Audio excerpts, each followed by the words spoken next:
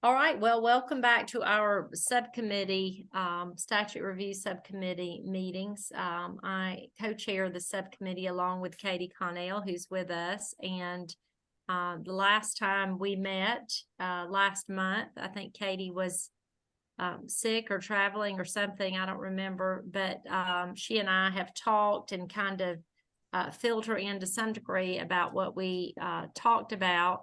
I also met and talked with the staff, and it was decided that we have had a lot of meetings now with Dr. Venor, and it really is time to kind of get down to the brass tacks, I believe is the words that somebody used, on what we need to do because we want to meet with Senator Strickland soon, particularly regarding this parenting time adjustment issue, and start getting things to Holly Carter to get ready for the next year's legislative session. So we have a lot of work to do.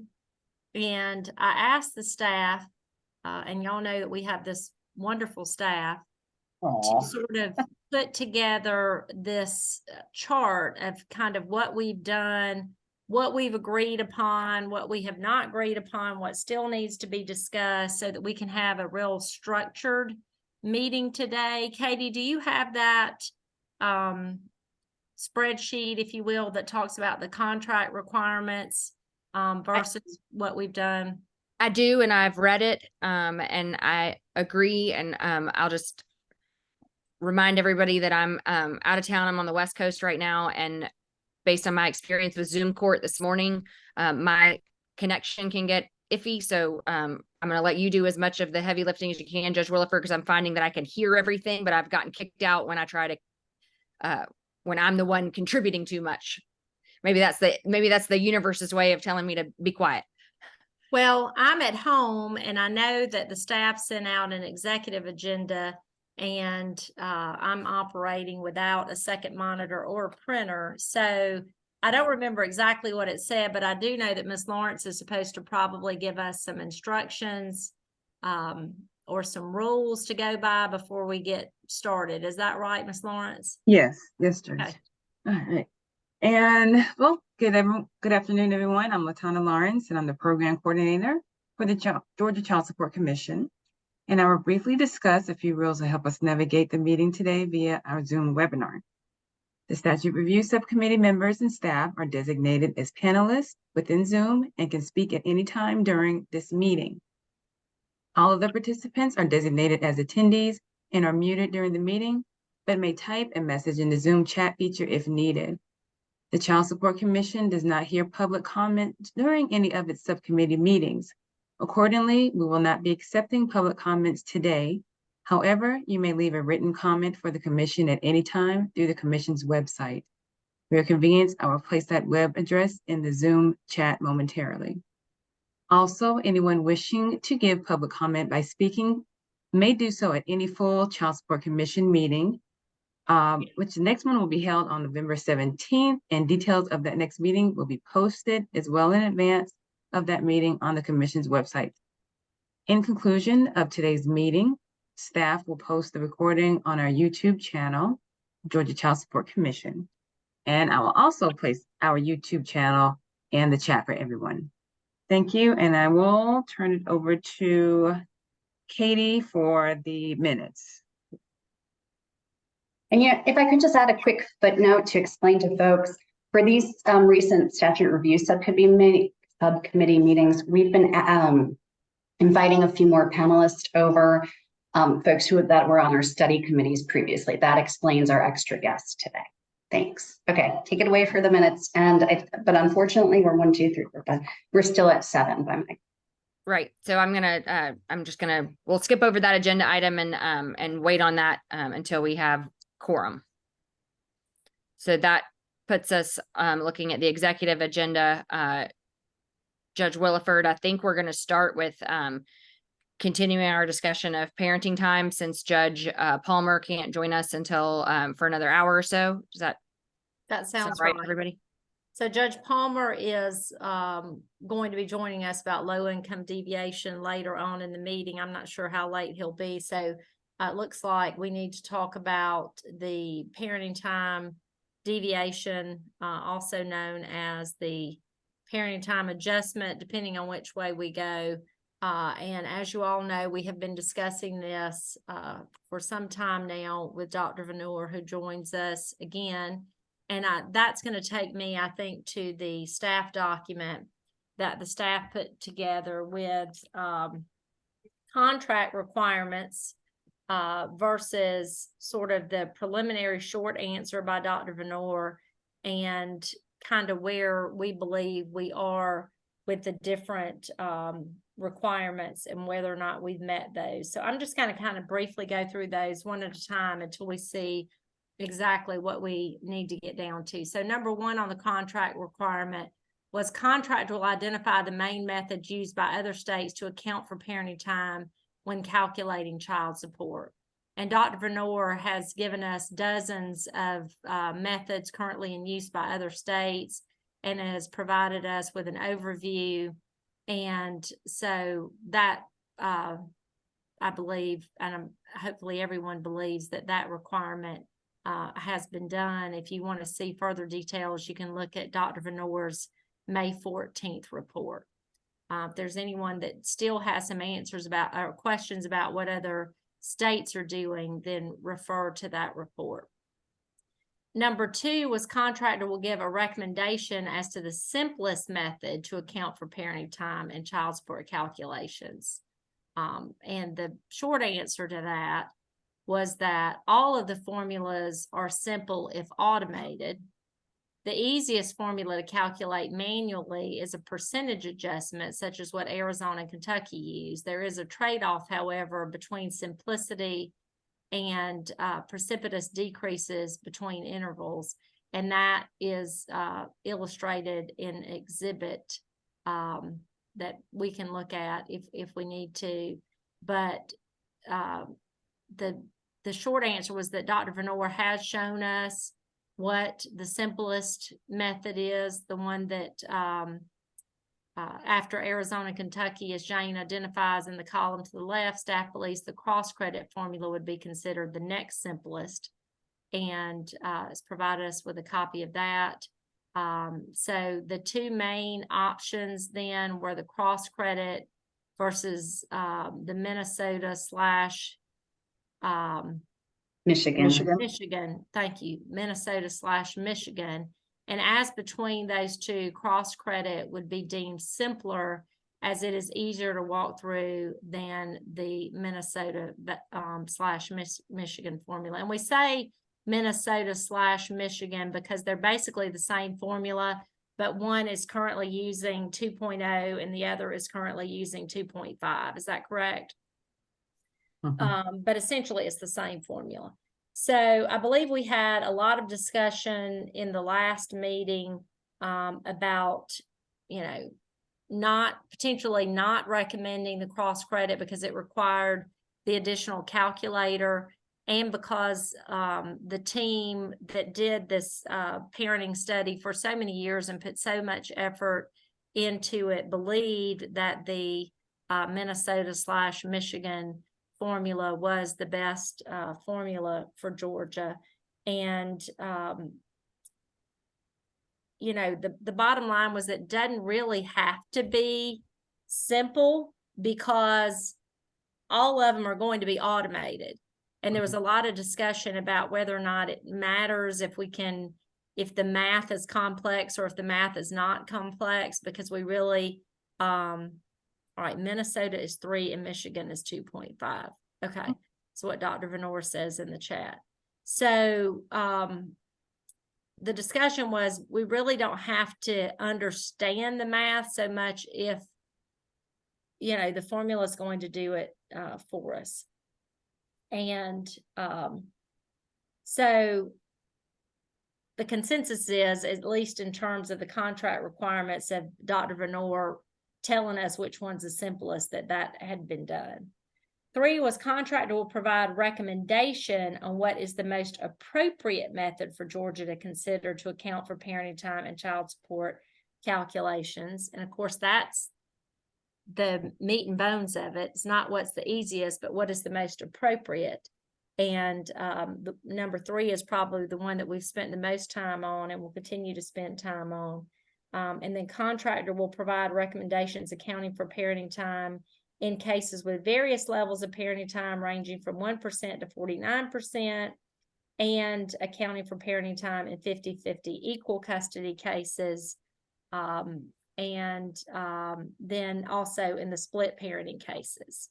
So that's really what we have been in our 4 meetings for the subcommittee. We've been listening and asking questions, and we were down to deciding between the cross credit and the Minnesota/Michigan, and having Dr. Venor flesh out and give some definitive answers on some of those things. And we did a lot of that last time. Katie was not here, unfortunately, was not able to join us.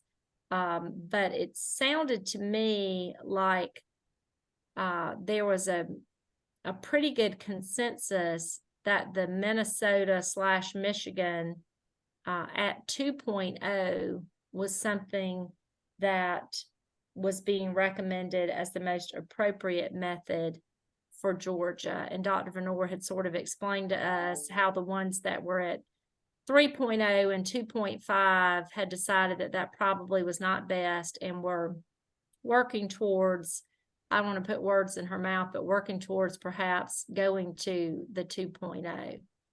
Dr. Venor, does that sound accurate to you? I truly apologize. My mom's attorney just called me and I had to pick up. Okay. She's in the middle of closing her house. And I'm sorry. What I was asking was the Minnesota/Michigan, you were saying last time that even though one of them was at 3.0 and one of them was at 2.5, they both were thinking that those needed to be adjusted and were looking at going to 2.0. Is that accurate? Yes, and I'm delighted that somebody from the work group that put together that report that recommended Minnesota, it sounds like, is on the call today, because I'd love to hear why they preferred Minnesota to Michigan, and that might shed light on whether 3 or 2.5 is appropriate, or 2. Mathematically, I think 2 is the most appropriate. And but I think that committee worked very hard, and they must have made a decision to why Minnesota was superior to Michigan. So I think that needs to be heard. And why did you think that the 2.0 was appropriate, or the most appropriate? The reason being is that it falls in line with other parenting time formulas of other states that have more of a theoretical basis, including the cross credit with the 1.5 or the 1.6 multiplier. So maybe the 2.5, but I think 3 is definitely too high. I think also probably the formula with the strongest basis is Indiana. So that would be one that I would use as a barometer to compare the whether it's a 2 or 2.5. And we had a bunch of case examples with us, or case examples that I provided earlier on that. So those would be the ones that I would look at. All right, Katie, do you want to address Dr. Venor's question about why the study committee came up with that suggestion? Sure, I'll do the best I can. And I'll ask my friend Johanna, who I see here, to listen carefully and make sure I report accurately to the best of her recollection as well. I don't think Dr. Venor, to your question, why Minnesota over Michigan, that's not really how we worked as a study committee. We did do a 50 state survey at the very beginning at, of course, the highest level, and then narrowed from there. And when we were doing the narrowing, we were looking for different types of calculations, not necessarily to examine in great detail each state using the same type of calculation. So Minnesota got more conversation time during the study committee work than Michigan did, but not because Minnesota was deemed superior in any way, but because we were trying to pull from different, categories of guidelines, kind of break them up into, these states, all seem to sort of do it this way. Let's see if we can dig into those a little bit, as opposed to, you can't do a deep dive into all 50 states.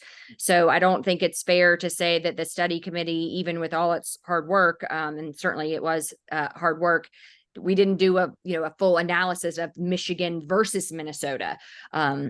Minnesota was definitely one that we spent a good bit of time on. We had a guest speaker from Minnesota. Actually, I think 2 guest speakers from Minnesota joined us and shared their experiences as mediators, private practitioners, and I think somebody from legal aid or sort of that realm of practice all came and talked to us. But it was never a why is Michigan better than Minnesota or vice versa. It wasn't that kind of analysis. It was more because they were in the same category that we were looking at their formula. Does that make sense to everybody? It's very helpful, I think. So Johanna, do you want to add to that? Judge, I think Katie covered it well, but yeah, I mean, we didn't look at Michigan versus Minnesota. I particularly liked Minnesota because it was a very small adjustments early on with limited parenting time, and it would get more substantial as it grew. The practitioners we talked to thought it, when they would be talking with clients, that it was perceived as a fair formula. And so for lower income individuals who would be paying, it was considered more fair. They could understand that they were at least getting an adjustment. And the calculator seemed to work well for the people who were using it. So that's all I think I can add. Katie, does that sound about right? Okay. It does. The only thing I would add is that I feel like Minnesota gave us the benefit of being able to describe for us their initial changes to their calculator to deal with parenting time. And then a second round when they found that they created what they labeled, and we've adopted the label, a cliff effect. And they were able to give us, the benefit of their hindsight, and what I think I can fairly categorize as what they would consider sort of cautionary tale about the cliff effect. And so we let them tell us about learning the hard way, and we thought, gee, let's not insist on going down the same road if they've already done it and told us what happens and that it's the hard way, and then they had to make adjustments. That's the only thing I would add about Minnesota. Jane has her hand up. Yeah, and if I just may just clarify for the rest of the committee, and maybe you all are already thinking this, is that it sounds like this committee, really did their work, and it's the structure of Minnesota, Michigan that they were favoring, and they didn't dive into whether it should be a 2.5 or a 3 or a 2. So that's a question for this group. So I mean, I think what they're saying about the overall framework is really helpful, because that's, that's like 90% of it. So I think this is really good. So thank you. So the framework, as I understand it then, is essentially the same. It's the same formula. And the only thing that we need to decide is whether it's a 2.0 or a 2.5. And that is something then, Katie and Johanna, that y'all really didn't delve into. Is that accurate? Okay. And Dr. Venora, you are, in terms of giving us your recommendations on what is the most appropriate method for Georgia, you are recommending then, if we go with the Minnesota/Michigan, I'll call it, that it would be the 2.0. Yes. Okay. Does anybody have any questions regarding that before we go any further? Yes, Noelle? I do. Jana, I feel like I just heard you add Indiana to the mix, which we've never really talked about it. We've talked about that bulk of states that do cross credit, what we tended to call just Minnesota, we're now calling Minnesota, Michigan. And did you just offer up also Indiana as a? No, I did No. not. I Oh, said that, okay. no, I said that Indiana is a great benchmark. I think Indiana is a little complicated. I don't think that's the direction. I mean, we talked about it earlier. Unfortunately, I don't have all the memos. I'm on the road. And we talked about Indiana earlier. And the one thing that Indiana does that people don't like is that they there's the controlled expenses, that there's only one parent that incurs like the school costs, the house, I mean, the clothing costs. And so there's never the flipping of the time sharing, and it does not result in a zero order when there's equal income and equal custody.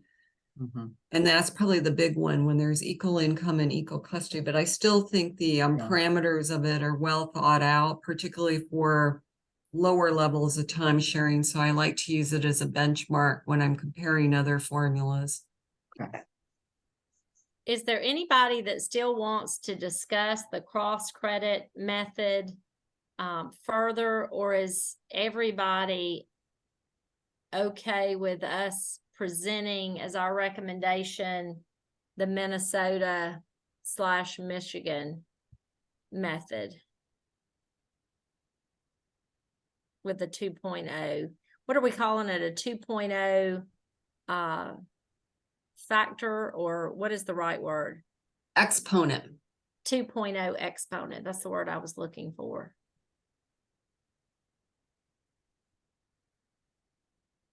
Anybody have any further questions or discussions regarding recommending to the full commission that we come up with something similar to the formula, the Minnesota-Michigan formula with a 2.0 exponent? Yes, Dr. Vernor. I do want to expand on the cross credit, is that I met with some of the work group in Illinois, and they have right now a cross credit of 1.5, and it has to meet a 40% time sharing threshold. So there's a huge cliff effect at 40%, and what direction they want to go.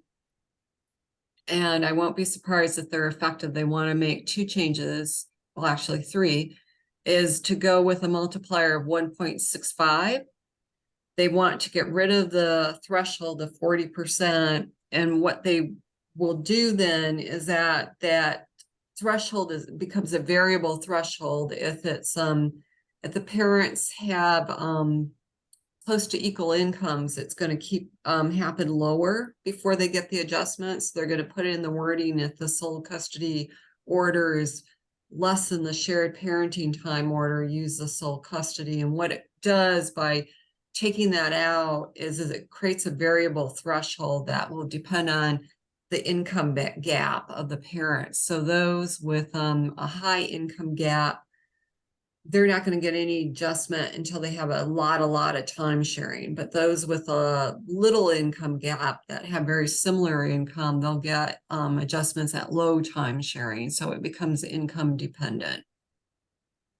Well, do you mention that because you think that's something we need to be looking at as opposed to the Minnesota-Michigan, or do you believe that Minnesota-Michigan is still the recommendation as the most appropriate formula for Georgia with an exponent of 2? Well, the way I read that matrix was that I said, I just got the matrix, so I apologize, because I thought it said the cross credit was in the running too. Well, we discussed it last time, and that's why I asked if anybody still had any questions about that. But yes, there was a note in here that said you would flesh out definitive answers, and says also Dr. Vernor has said the only way to avoid the cliff effect when using cross credit means that the calculator would have to compare 2 worksheets. What does that mean? What would that look like?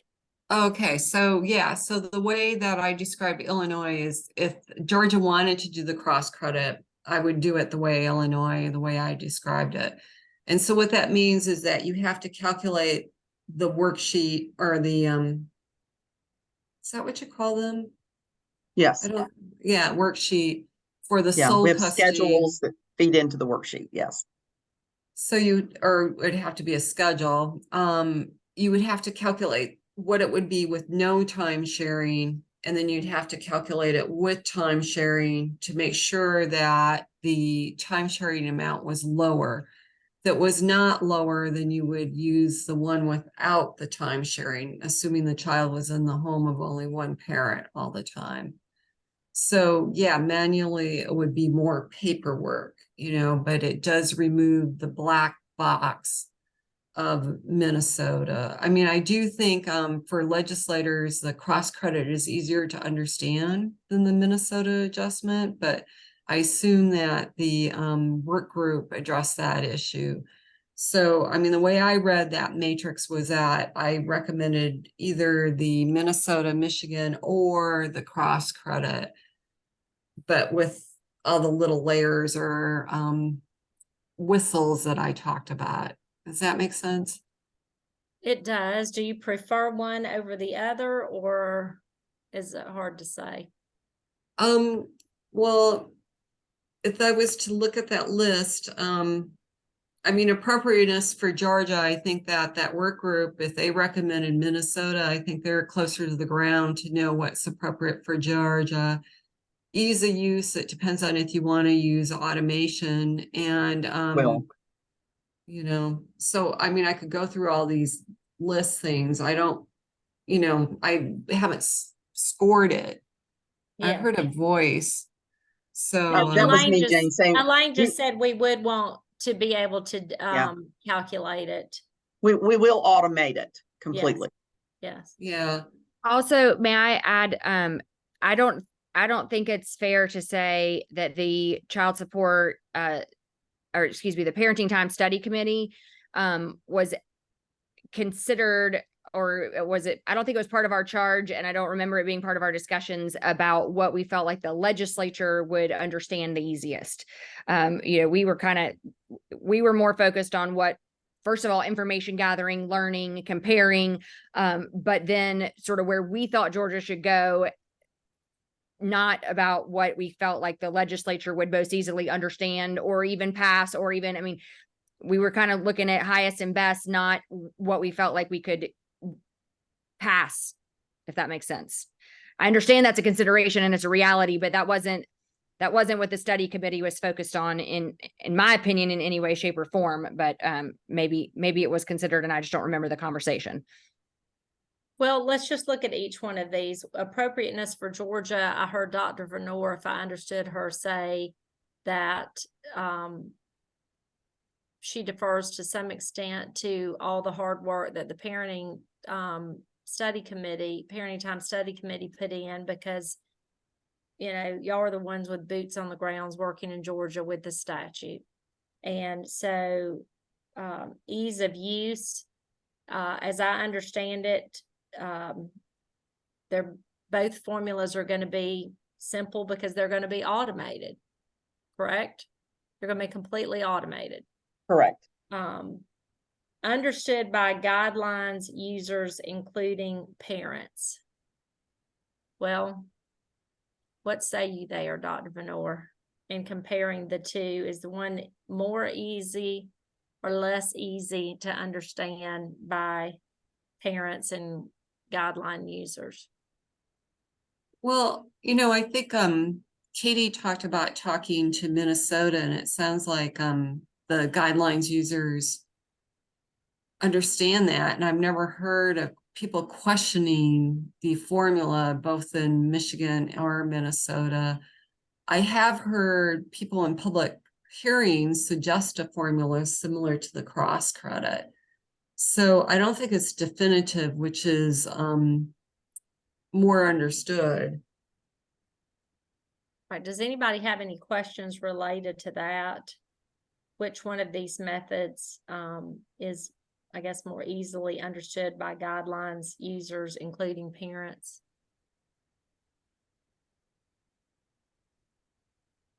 I have a quick question, Your Honor. Jane, so it was that other state that you're working with, I think you said Illinois, right? They're tweaking the cross credit to make their threshold income dependent, but has any state actually done that yet? No, and that's a good reason not to do it. No, I think that would cause questions. Folks are going to say, I don't understand when when the adjustment applies. And we're going to say, well, it depends on literally every single case. It depends on the income of both parties. There's no definitive answer, which is, maybe it solves one problem of eliminating the cliff effect, but it causes another problem of folks not understanding when it applies. Okay. Help me understand that, Noelle. What I hear Dr. Moore saying is that to remedy the cliff effect that can happen with the cross credit, they have that hard and fast rule of it applies once the parenting time is for the NCP reaches 40%. Now they somehow tie that threshold amount of parenting time to what the party's income is? No. Okay, good. I'm glad I'm asking. I'm still not clear then how they get around the cliff effect. You're Well, how talking they- about Illinois now. I think so, yeah.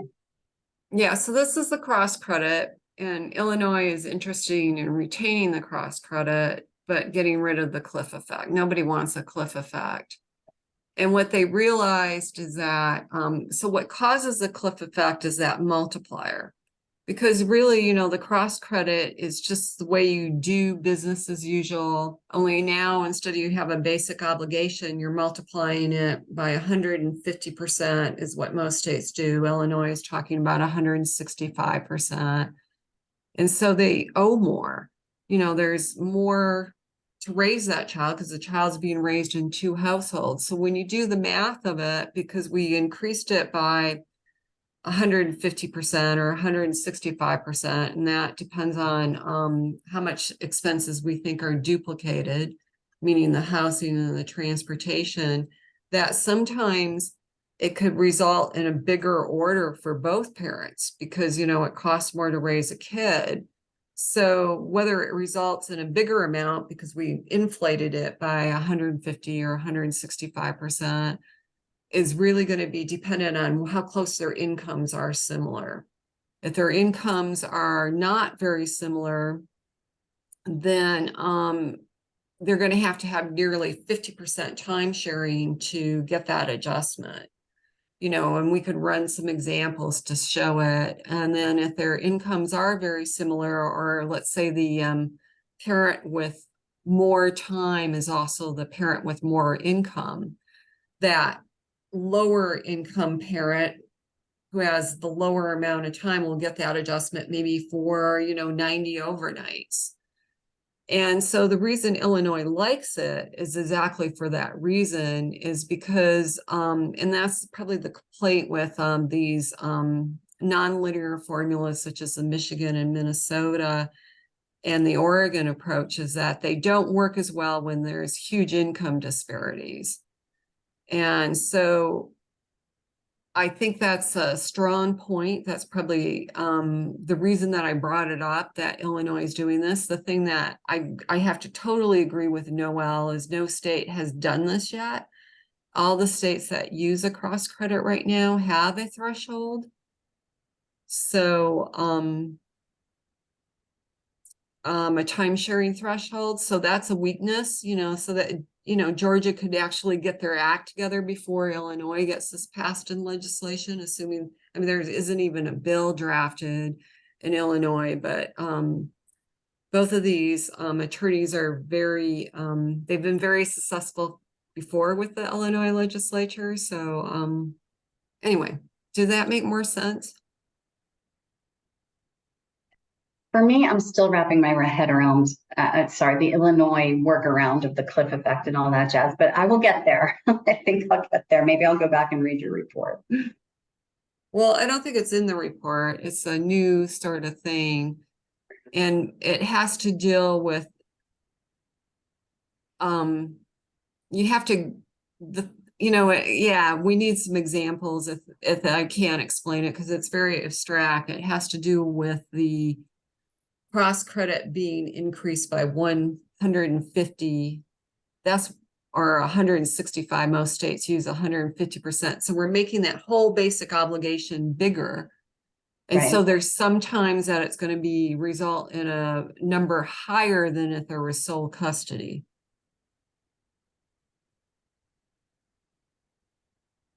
Okay, so let's, if we're gonna do this, let's just do this. So if we multiply the BCSO amount by 1.5 times, like 150%, it's just increased the BCSO amount. I understand that. And you're saying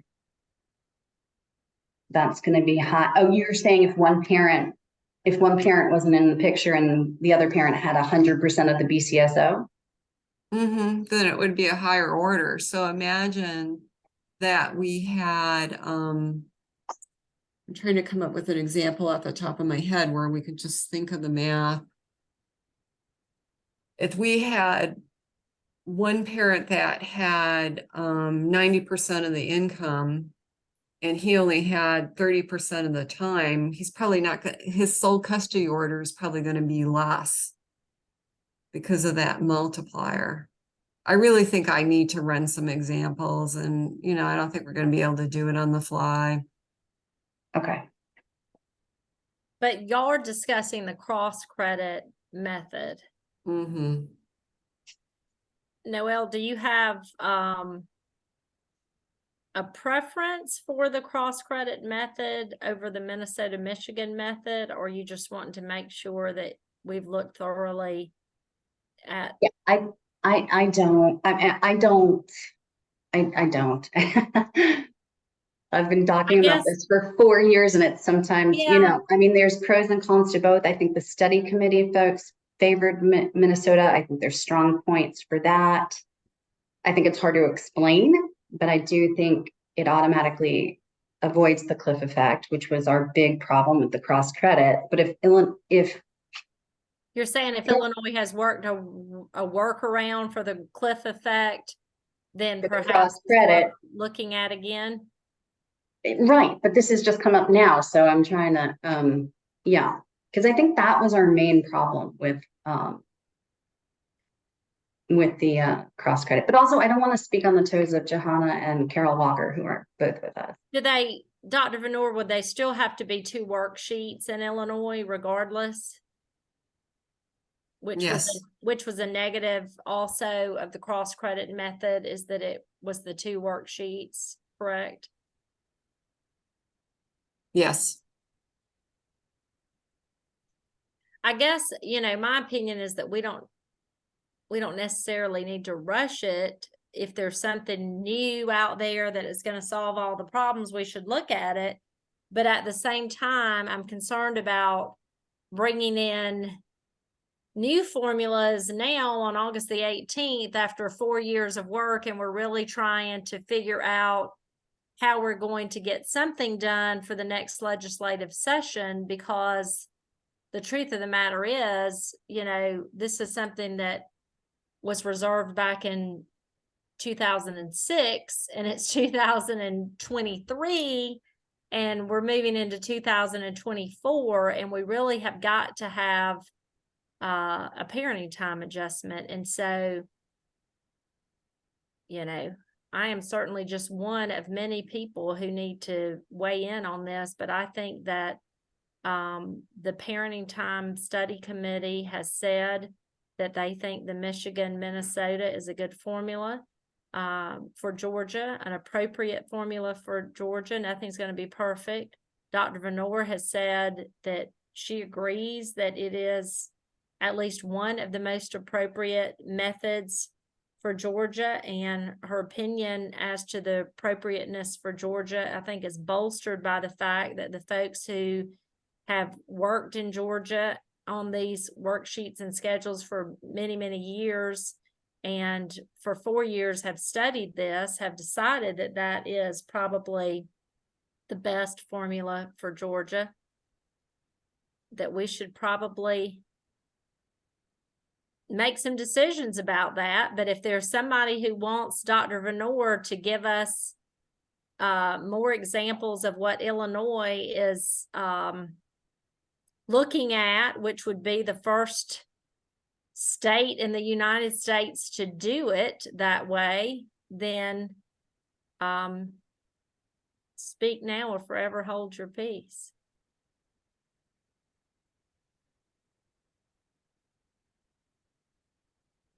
Pat, I I see. believe that, I believe that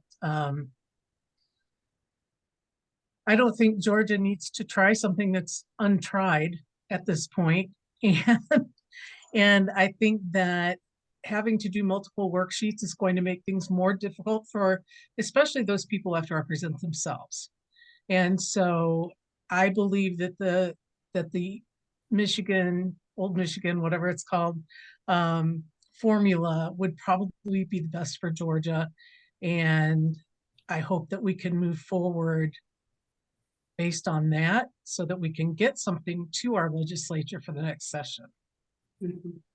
Judge Williford, may I address the 2 worksheet situation? It will not literally be 2 worksheets. Yeah. It's going to be calculations occurring by the calculator in the background. Nobody will see it. Yeah, I know, because I think there's been some confusion on that point. So no Right. one's going to see them. They're not having to prepare literally 2 different worksheets. Jane, correct me if I'm wrong. It's in It's the all background automated. It's calculations. all comparisons. automated, correct? Yeah, and it'll be a comparison process. Right. Right, Jane? Okay. Yeah. So that's the good thing. It won't be something that a pro se has to manually do anything with or create a second worksheet, to do some sort of manual comparison. It's going to be completely automated.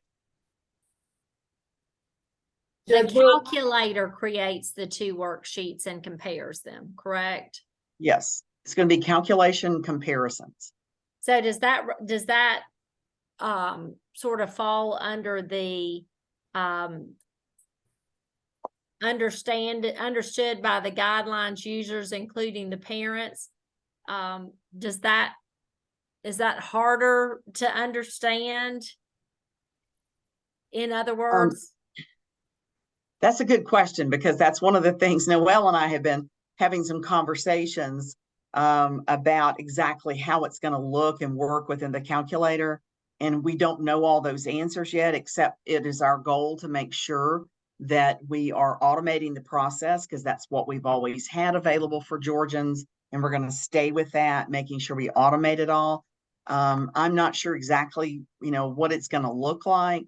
It may be that we have to do, load information in from that calculation and put some sort of instruction, just telling someone that the comparison calculation was performed. And as a result, this is what you see on the line. I mean, these would be conversations that I would probably have with Jane one-on-one to some degree, a little bit later on, to make sure how we pull all that together.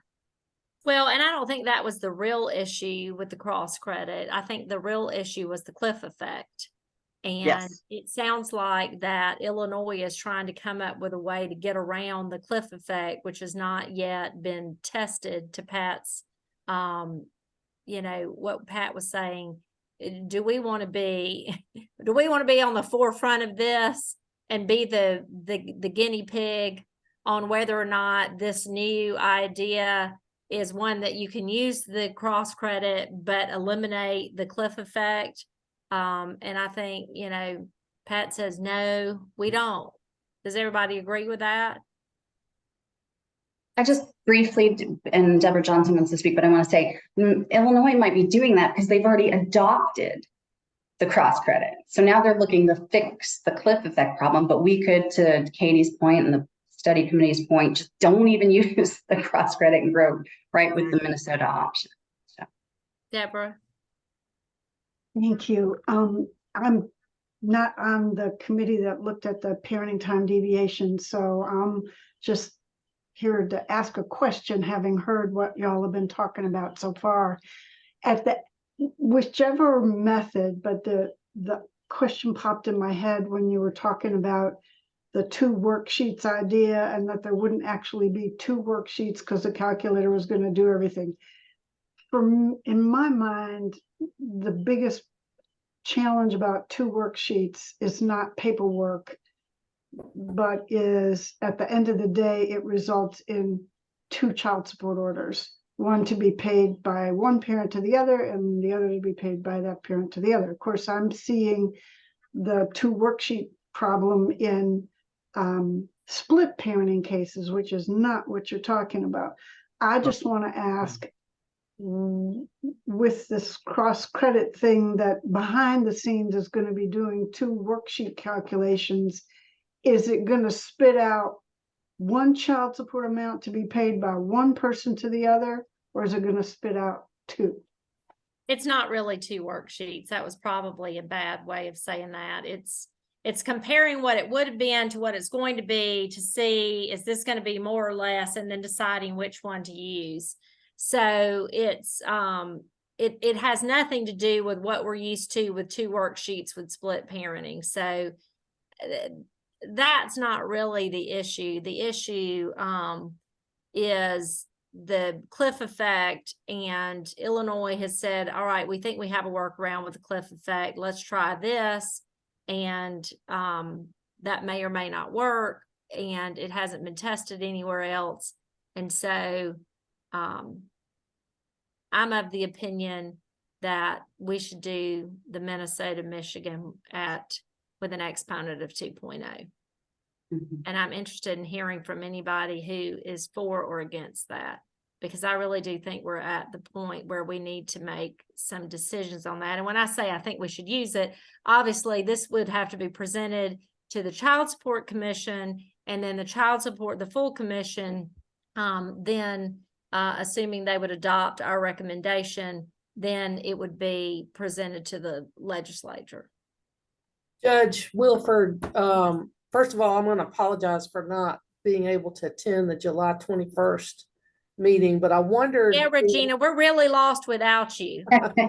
I mean, it's not like you have anything more important to do in this big fancy new job of yours, but thank you for being here today. I was hoping that Dr. Lenore would just please explain the difference in the 2.0 and the 3 again, for those of us that are trying to catch up and are math challenged anyway and have managed yet to learn how to do these guidelines. So Dr. Venor, indulge me and just know that I have no background from the in-depth discussion you may have had on the 21st. Yeah, Dr. Venor, explain again to those who are not here, because I know Katie was not here either, why it was that the state, and I forget which one was which, decided the 3.0 was not working, went to the 2.5, and now is looking at whether or not they need to adjust that again to the 2.0.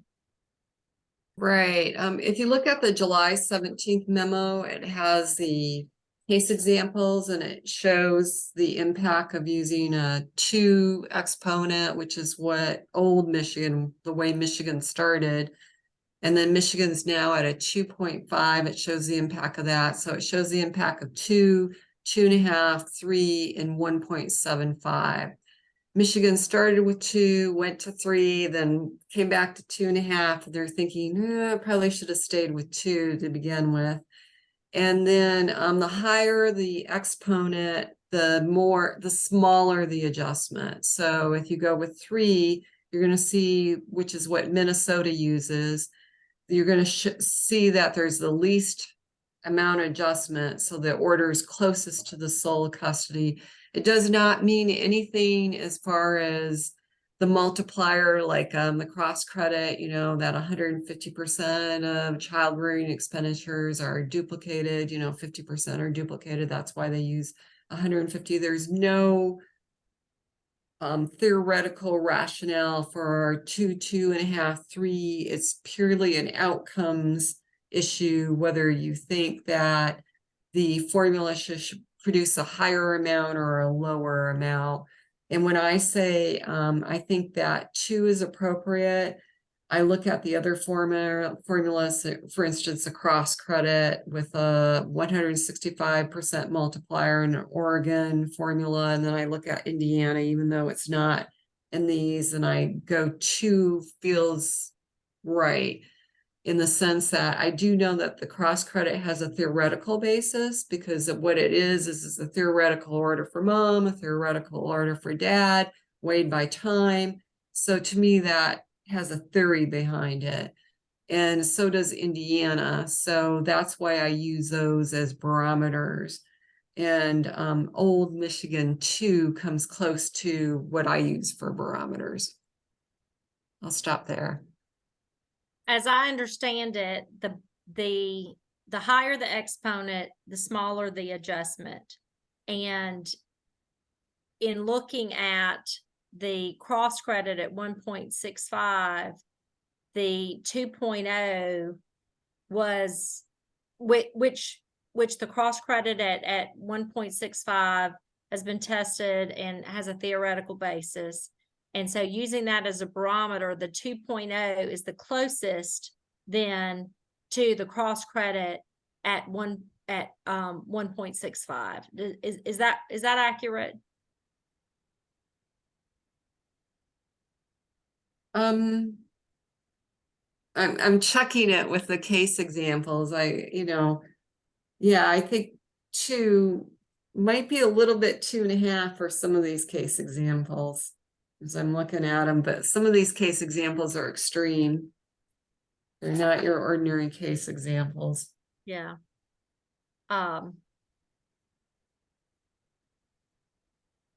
So may I ask a question? If you look at the difference between 2, which might be a little low, and 3, which might be a little high, is it fair to say that sort of like the 3 bears in the porridge, that 2.5 might be a good recommendation to go with because it's not on the extreme end of either scenario? Yeah, and another thing, if you embrace what Noel said, is why, like, why would you want to try what Illinois is proposing? There is no state using 2 now. Michigan is using 2.5, and Minnesota is using 3. So for exactly your reason, Carol, and then for that reason, I mean, they kind of feed off of each other. 2.5. Michigan used 2.0 previously and then jumped all the way to 3.0, and because they thought that 2.0 was too great of an adjustment. Is that Right. accurate? I think so. Yeah, I wasn't involved when they did that. And then they said, well, wait a minute, that's too small of an adjustment. And now we're at 2.5. And then I think you said they were looking at it again because they still felt like maybe it was too small of an adjustment. Right. And their guidelines aren't legislative. They're set in court rules, so it's easier for them to change it. So Is there a 2.25? I mean, does it can be anything that we say it is, right? Well, if I can respond to that just briefly, I think we know that 2.0 is a significant adjustment from a mathematical standpoint, and 3.0 is perhaps an insufficient adjustment in the eyes of some. I would prefer that we go with something that we can explain to the legislature. Look, they tried this, it didn't work. They tried 3, it was a little not enough. And so let's hit the baby with the bathwater. Let's go to the middle of the ground and go with 2.5. I think, quite candidly, otherwise, I think you're going to have some issues relating to how to put this. You're going to have some issues relating to the magnitude of the adjustment if you were to go with 2.25. And it just seems to me, if you've got an experience out there from other states that 2 is not enough, 3 might be too much, hitting it in the middle is pretty easy to explain. So. Dr. Vanor, go ahead. and if I may add, I mean, I'm the one that threw out the 2 out there. I was thinking of the 1.5 multiplier when I said the 2, but as I look at the 1.65 multiplier, which is, West Virginia just up there is to 1.6, but there's no state that uses 1.65. I do think that when you look at the higher multiplier, the 2.5 does work better. And I do think there is a justification for a higher multiplier. So, if I may, I might resend that 2 and go 2 or 2.5. So, In fact, you said that the 1.5 is so dated as to not really be a good choice, right? yeah, I wouldn't, I'm trying to steer states away from it, but I've only had luck with one state so far. One other thing that I want to point out, and I think Katie very eloquently said this at a couple of meetings ago, that we want to make sure that we understand that even though we have updated tables, that the children of Georgia do receive child support in an amount that is closer to more current figures, if at all possible, because it's going to be a while before the figures get modified again. And so when looking at what to recommend to the commission, again, I think you want to look at something that is perhaps a little bit of a higher number than 2 or 2.25 for that very reason, because it does cost more to raise children, even in the event that we have updated table numbers. I would like to add there that I will, I want to second, to buttress, to give the exclamation points that you do now in text messages to that notion. We don't have cost of living adjustments to our child support calculation. They don't make, adjustments every time the Fed changes interest rates, which changes prices at the, grocery store and everywhere else. And I wouldn't begin to know how we could do that. But I think with all of that in mind, I think that, not to say that I want us to be the first necessarily to do anything. I know that's dangerous territory too, but I would prefer to err on the side of higher than lower, in terms of acknowledging the economic realities of how much it costs to raise children, and knowing that, it takes us this long to, to make changes to our child support guidelines. So it's very likely that next time we're discussing this, we'll be talking about, those antiquated numbers that they used back in 2023, just like we've talked about the antiquated numbers that we're using now that that I've pointed out were, I was in second grade, so.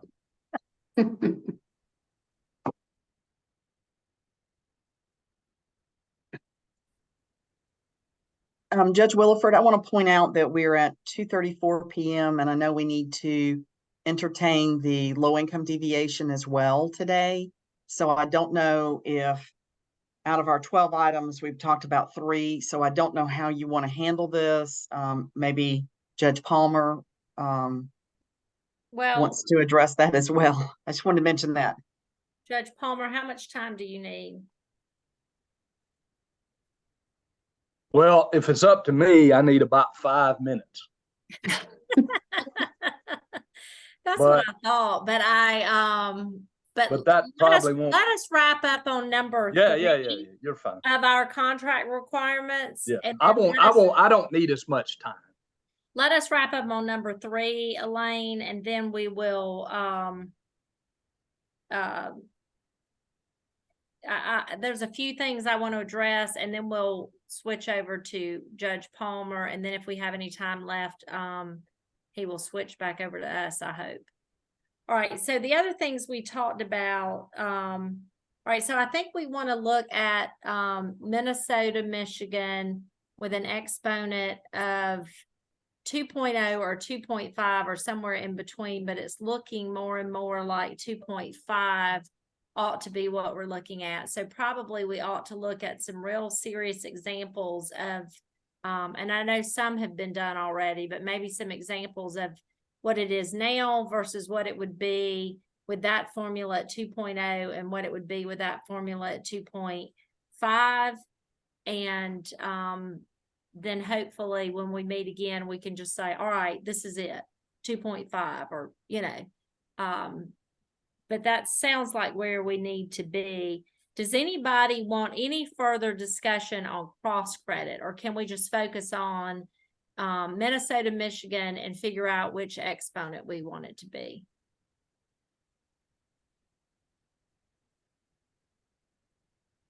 All right. Well, if there's no other questions about cross credit, then that's what we're going to focus on then. Is basically which exponent we're looking at. The other things that we talked about in terms of factors to consider were perception of fairness, degree of transparency, trends in parenting time, or future legislative revisions. And Dr. Venor, do you have any opinions about which one of those is better than the other? Do you agree that the Minnesota-Michigan one fits the bill for those factors as much as the cross credit? Okay. All right. So I'm going to move on from that if that's okay. As I understand it, the same formula would apply across all time sharing arrangements if we went with the Minnesota-Michigan. So regardless of whether it was 1%, 48%, 50%, the same formula would apply, correct? So there was some question about the shared parenting time, and the last time we talked about that issue, I shouldn't have said shared, split parenting time. That's where one child is in one home and maybe one or more children are in another home. So split parenting time, as we define it in Georgia. The last time we addressed that issue, the preliminary short answer by Dr. Venor is how we've phrased it, was to be addressed after parenting time is addressed. This is typically an easier issue. Averaging of time is generally fine, except when there is at least one child 100% of time with one parent only. When this occurred, the economies of scale from having more children are distorted. Economies of scale mean that expenditures on a child are not what would be expended for one child multiplied by the number of children. Rather, there may be some sharing of bedrooms, clothes that are handed down, and etc. Can you explain that or flesh that out a little more in layman's terms?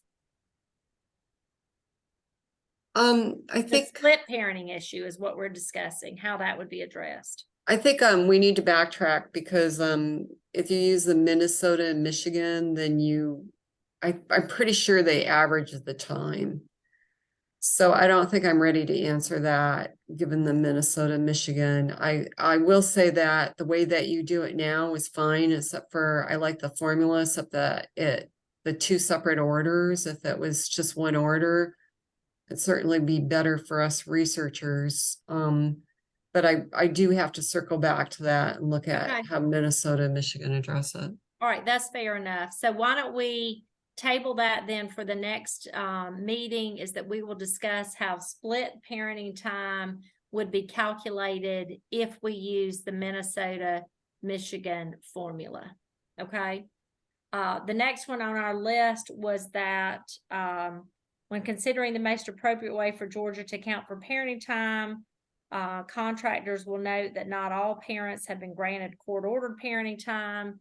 And we've already addressed that the subcommittee believes a parenting time adjustment would only apply in cases with court-ordered parenting time. So we have addressed that one. 5 was if a unit of time is needed to account for parenting time, what unit of time should be used? The subcommittee needs to make a decision on this.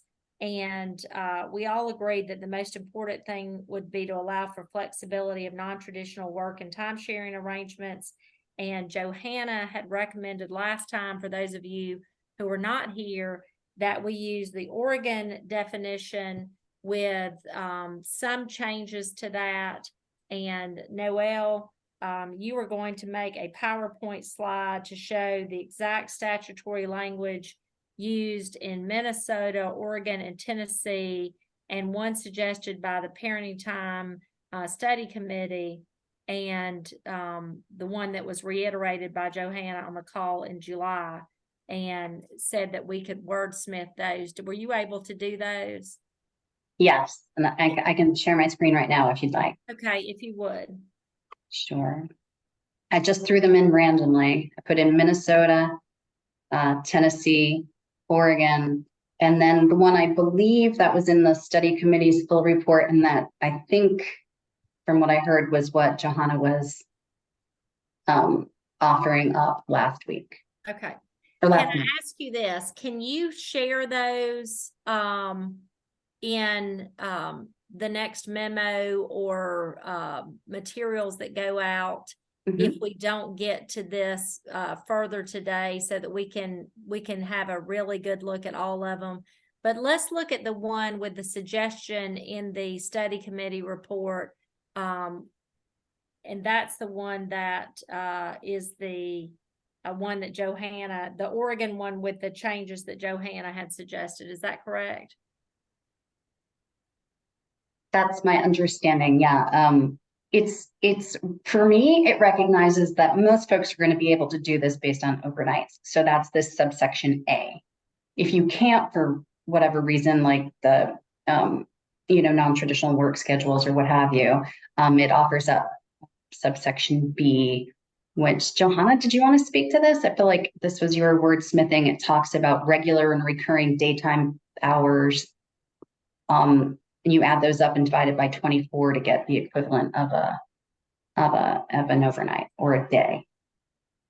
Sure, yes, I mean, that was just to provide an alternate for parents who might have regular afternoon parenting time with a child carrying into the evening, maybe even every day, and some weekend time, but would never meet the definition of overnight or the 12 hours in a 24-hour period. And I want to say that I took the regular and recurring language from some state that had that. And then, so I can't say that that was my verbiage, or it might have been, I don't recall, but but there were states that had the alternate. But I liked the idea of it being built into the statute very clearly, so that parents could look at something, and judges, honestly, and just know that they had that option. They could calculate by hours, which is really not that difficult. If you're following a regular weekly or every other week schedule, you would just calculate for the week and then multiply by 52. So that's where that came from. But if that doesn't answer the question, feel free to. And we talked about having an actual tab on the commission's website or on the calculator, really, where you could go in and link to a parenting time calculator. Was that accurate? Or was it just on the commission's website? I'm sorry, a parenting time, like the percentage of time calculator sort of, I think it would be embedded in the actual calculator. A calendar. The calendar, I'm sorry, is the word I meant to use. The parenting time calendar to figure out the number of days. I believe we looked on Oregon's, and Oregon had one on there. Johanna, I'm sorry, I can keep mispronouncing your name, sent us a link last time, correct? Didn't Oregon have one on their their commission's website?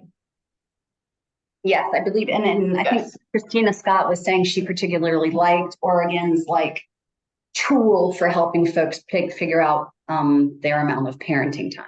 So we talked about having a tool very similar to that one, correct? Yes. Yes, we can do that in the calculator. Okay. And I saw Dr. Benor, I didn't know if you had a question. You said it looks like or language. I didn't know if there was a concern. Oregon. Oh, got it. Yeah. In circumstances where a parent has shorter but regular and recurring daytime periods with a child, the total hours of parenting time in the annual average divided by 24 hours, including any hours spent overnight. So, I mean, literally, if you got 4 hours on Tuesdays and 3 hours on Wednesdays and 10 hours on Thursdays, and you didn't get Friday or Saturday, whatever it was, you'd add all that up and you would divide it by 24 hours to get the average number of days, I guess, or that you get in a year or in a 2-year period. Is that what you're saying? Yes, Judge. I think a lot of the committee members really liked the 2-year period. I personally didn't have a preference because when I do parenting time when I calculate days, in my head, I average, if somebody's doing 1 week of Christmas with one parent and then the other, I just split it in half. But I think a lot of people really liked having in the statute the 2-year. And so that's why it says annual average. And if that was, yes, but you're correct. That's exactly how you would do it. And the 2 years was really because so many parents use an odd even schedule, and Right. it doesn't make a whole lot of difference, but it can make a little bit of difference. 1 year you might get a longer Christmas break, but the next year you get a shorter one. That's right. And so that made it seem fair. And you could actually, with some of those parenting time calculators that either Minnesota or Oregon have, you can fill in an actual calendar online for the 2 years, and then it will tabulate your parenting time.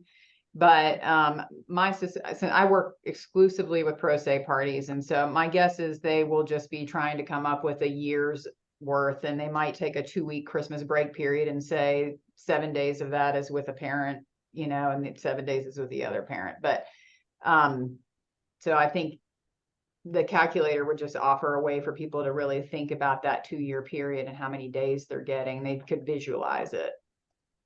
My experience has been the biggest difference was with the Christmas break, because some would say from the time school lets out until Right. 2 o'clock on Christmas Day, and from 2 o'clock on Christmas Day till the time school starts back. And the second half seemed to be the longer half, but the first half, the parent got Christmas morning.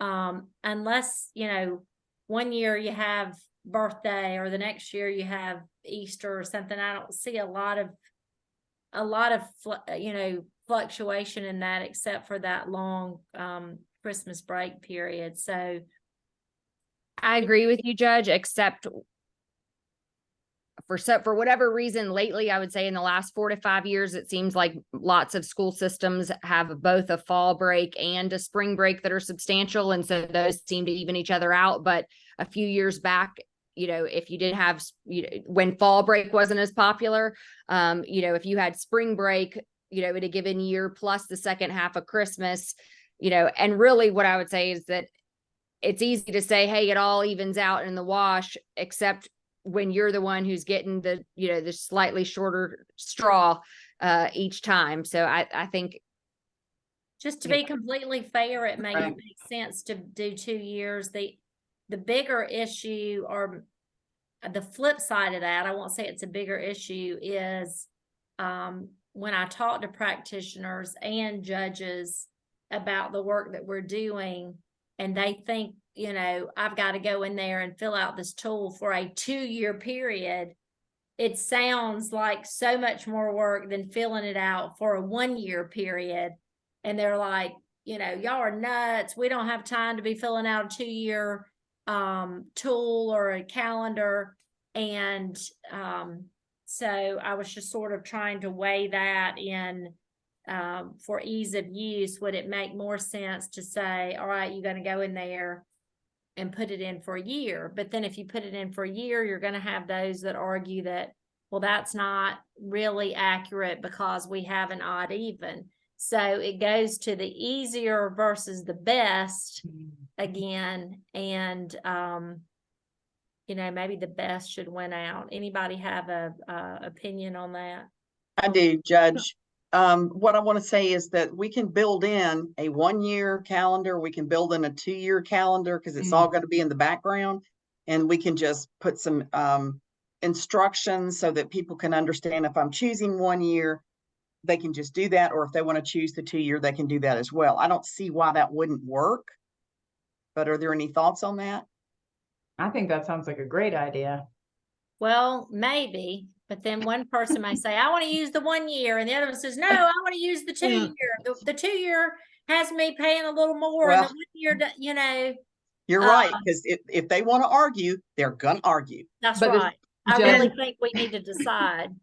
But the statute, if it went with 2 year, that would be the definitive answer. You would use the 2-year calculator if you had to, if it came down to it, but the year would be there for the people who didn't really care, And The statute could say it'll be 2 years or by agreement of the parties the 1 year. Mhm. And just point. just as an aside, just a reminder that, I mean, literally to use one of these parenting time calculators is extremely easy, and it removes the ability for parents to argue 1 year to the next, someone's getting a better deal.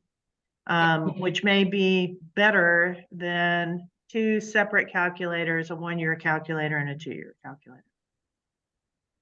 All right, well, I thought the unit of time was something very important for us to at least touch on today. So let's think about that some more. And we may have time to come back to it after we hear from Judge Palmer, but I don't want us to run out of time, and it is 2:52.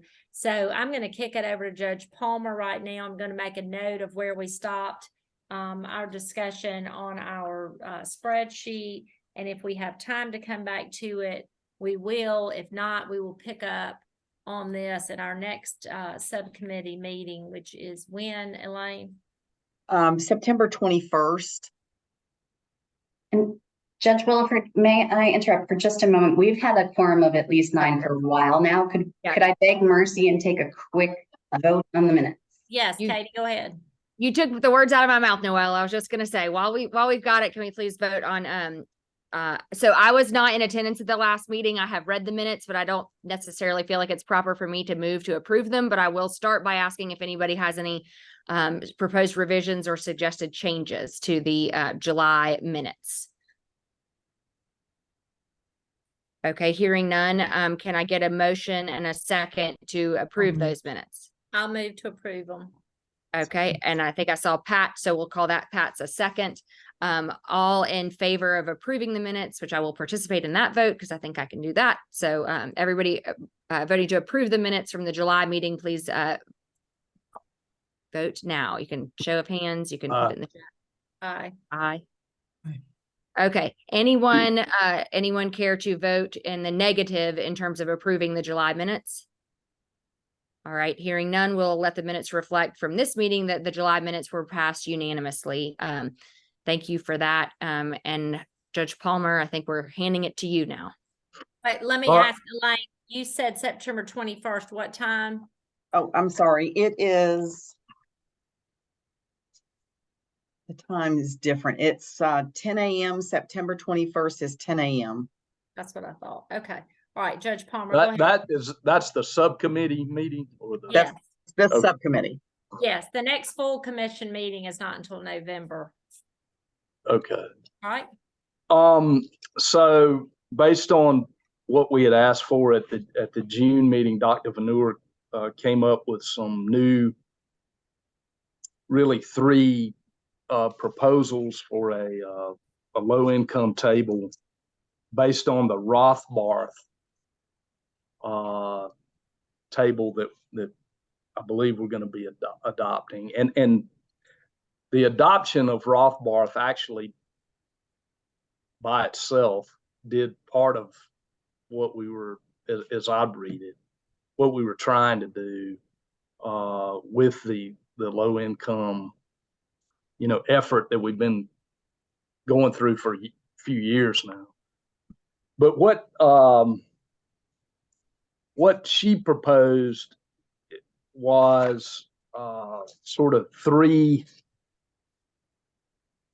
options.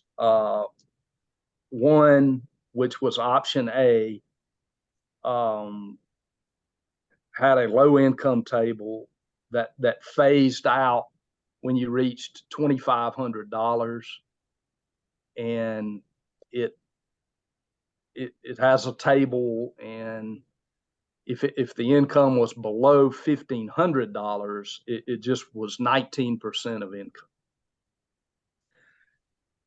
There was another option she gave, an option B, which had it was a separate table that was a little more generous than that kept the low income table alive up to a little higher amount. I've lost the spot where that was, but it was a little higher than that. And then an option C, which was in between. I like option A. I think it does precisely what I've been advocating. It phases out the low income table at $2,500, which is 200% of the federal poverty amount. I thought that made sense. As Dr. Vanur pointed out in her memo, an advantage of this is that it probably would be a less controversial change than anything else we would do. I think it's easy to explain. I think phasing it out at double the poverty amount is just an easy thing for people to get their hands around and makes a lot of sense. And I like the idea, which I've been advocating for a long time, that at the very low incomes, it just uses a percentage. She used 19% based on, data that we've discussed before, saying that if it was above at 20% is sort of a cutoff for when non-payment, goes significantly up. And so that I'm also keeping in mind that the adoption of Rothbarth is going a long way toward our goal on its own. So I'm in favor of option 1500A, as Dr. Vanur denoted it, which is explained on page 3 and then beyond that in her memo. Anything you want to add, Dr. Vanur? Did I say anything wrong? Or is there anything you want to add that you think would help explain that better? I think you did a beautiful summary, Judge, and just to bring it home for those that need visual, if you look at page 2 and page 3 of the memo, you'll see that the Rothbarth is the blue line, and at low incomes, it's less than the existing schedule. So that is the reasoning for that softening. Eventually when you get to higher incomes, though, you'll see that blue line is higher. And just to, we know that over time there's more expenditures, and that certainly hit higher incomes. And then at lower incomes, we cap it. We cap it because families on average spend more than their income. And because they're doing that more so, and we switch to the pure Rothbarth, that's why it's so much less, but it actually complements the direction, as Judge Palmer said, about the Rothbarth put you in the direction that you want to do. I will add that some of you might have noticed that I switched that amount from 20% for one kid to 19%. And the reason I did that is just that we use the pure Rothbarth, it would look like the one child wouldn't even get a low income adjustment. So that was one reason I switched it from 19 to 20. I mean, from 20 to 19. And then the other reason is that study that's cited in the federal rulemaking actually said 19%. So it is consistent with that study. So sorry if Judge Palmer made it so clear and I probably made it more messy. So I apologize for that. No, what I meant to say it the way you did about the 19%, that 20% was you needed to be below that. Right. Was the way I read it. So I thought 19, I think that's perfect. I thank you for your work on that, because it's exactly what I was hoping for. Anybody have any questions or comments about the memo? Judge Deborah Johnson does. Okay. Hi, folks. I also, with Judge Palmer, have been on these committees about the low-income deviation. And when I was reading Dr. Vanur's memo dated August 14th, I think I'm misunderstood. I thought that we still had 1,500 as the cutoff for when the low income adjustment would apply. But it sounds like we're saying it's not going to be 1,500, it's going to be 2,500 is the cutoff for when the low income adjustment will apply. Dr. Venor, help me understand, please. I'm so sorry. It is confusing. The 1,500 is for the minimum order. So what I heard last time was that you wanted to have the minimum order apply from, in my first draft, I had it apply only up to incomes of 800. And Noel made a really good case to apply the minimum order to incomes above that. And the committee went with 1,500, but because we can't just stop the minimum order, we have to have that low income adjustment gradually phase into the Rothbarth. So that phase in now occurs at 2,500. So there's actually two income thresholds. There's where the minimum order applies, and then when we totally phase out that low income adjustment. Otherwise, we'd have a cliff effect in the low income. Right. The 1,500 is where we just applied the, as Dr. Venor said, the minimum order, which is a pure percentage. Right. So we're Right, so saying if- it's if you- not a if you're in- percentage between 1,500 and 2,500. What is it? If it's not a Well, percentage. then you would go to the table. That's where the low income table, which would be,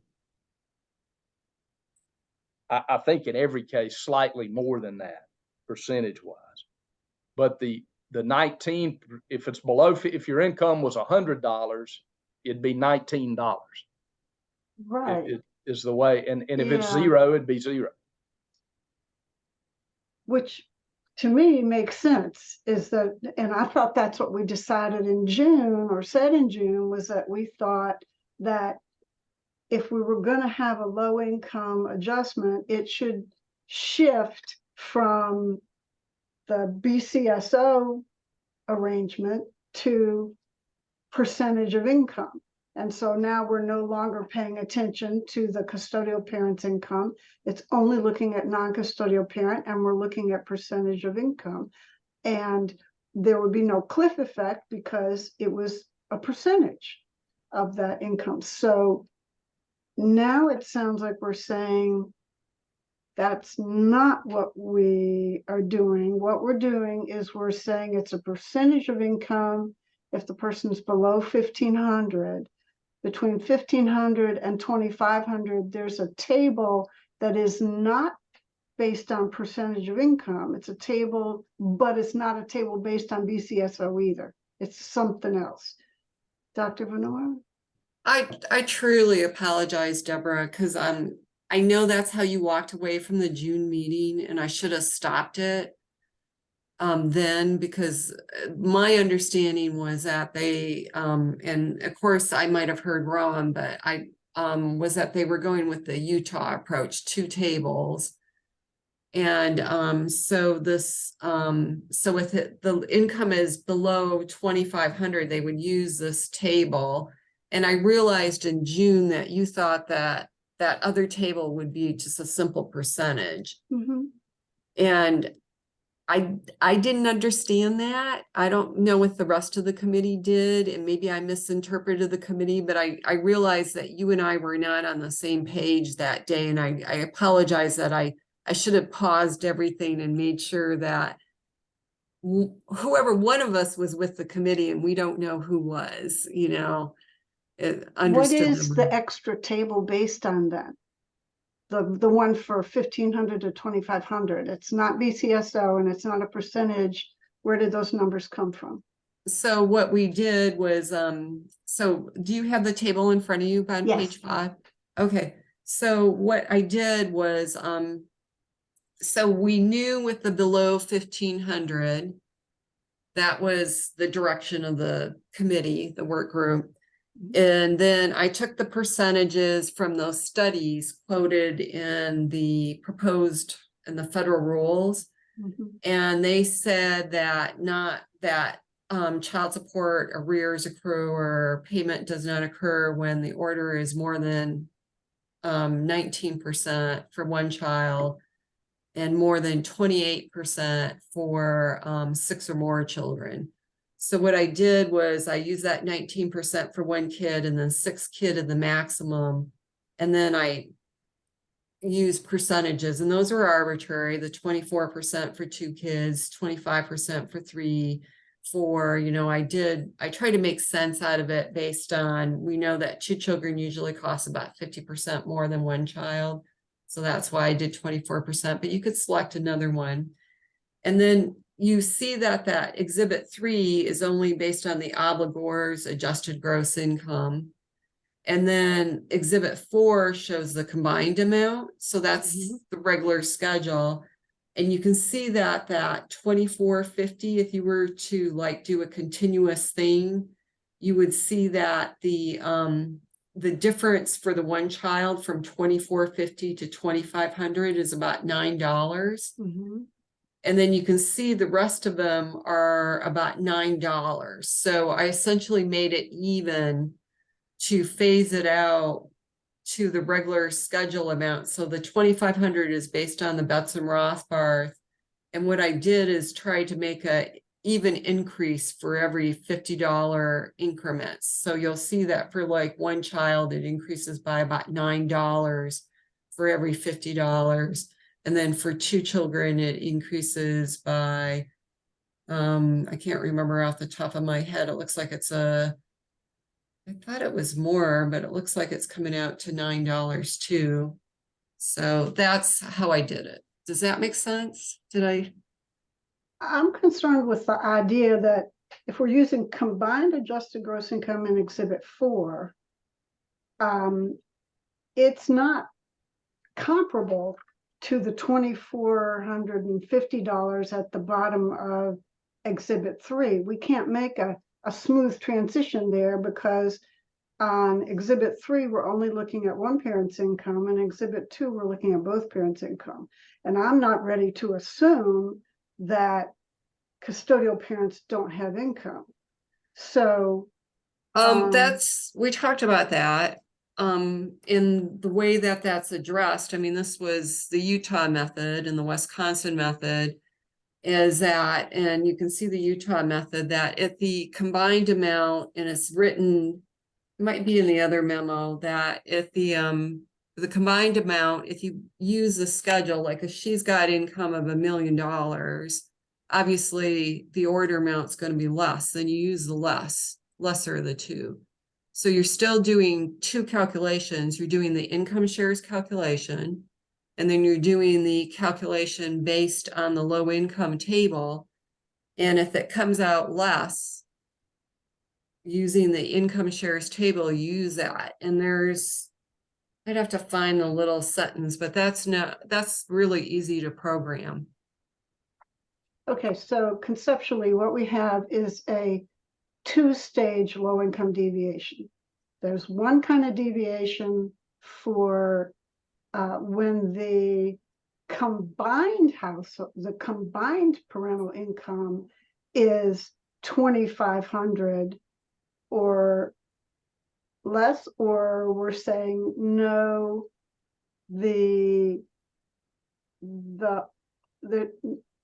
there's one low income adjustment, and that applies. Are the numbers in exhibit 3 after the top row, when it shifts from being a narrative that says a percent of income and it shifts to just numbers, are the numbers on that table the percentages? Or they're No, I can't use 19% throughout that. It wouldn't work. If you want 19% throughout, then go to exhibit 5 on page 6. That's how that was calculated. If you take 19% of 1,550, you'll get 295. Okay. If you take 19% of 1,600, you'll get 304. And when you get to 255, you're going to get 19% of that. You're going to get 485. And then the Rothbarth numbers start to become less. So when I phased out But this that's not example, what we're proposing. What? I you could think I do it that understand. way. That would Palmer result in, was saying was he liked A, right? I don't think the committee's voted yet, but I'm speaking out of turn with that. But if you want what you suggested, you would go with Exhibit 5, and then you'd have 19% all the way to 2550 for one child. You have 24% for 2 children, all the way up to an income of 6,600. And then for 3 children, you would have an income of 25% all the way to 8,450. So we could do it exactly the way that you're thinking about it, but that's how it would look.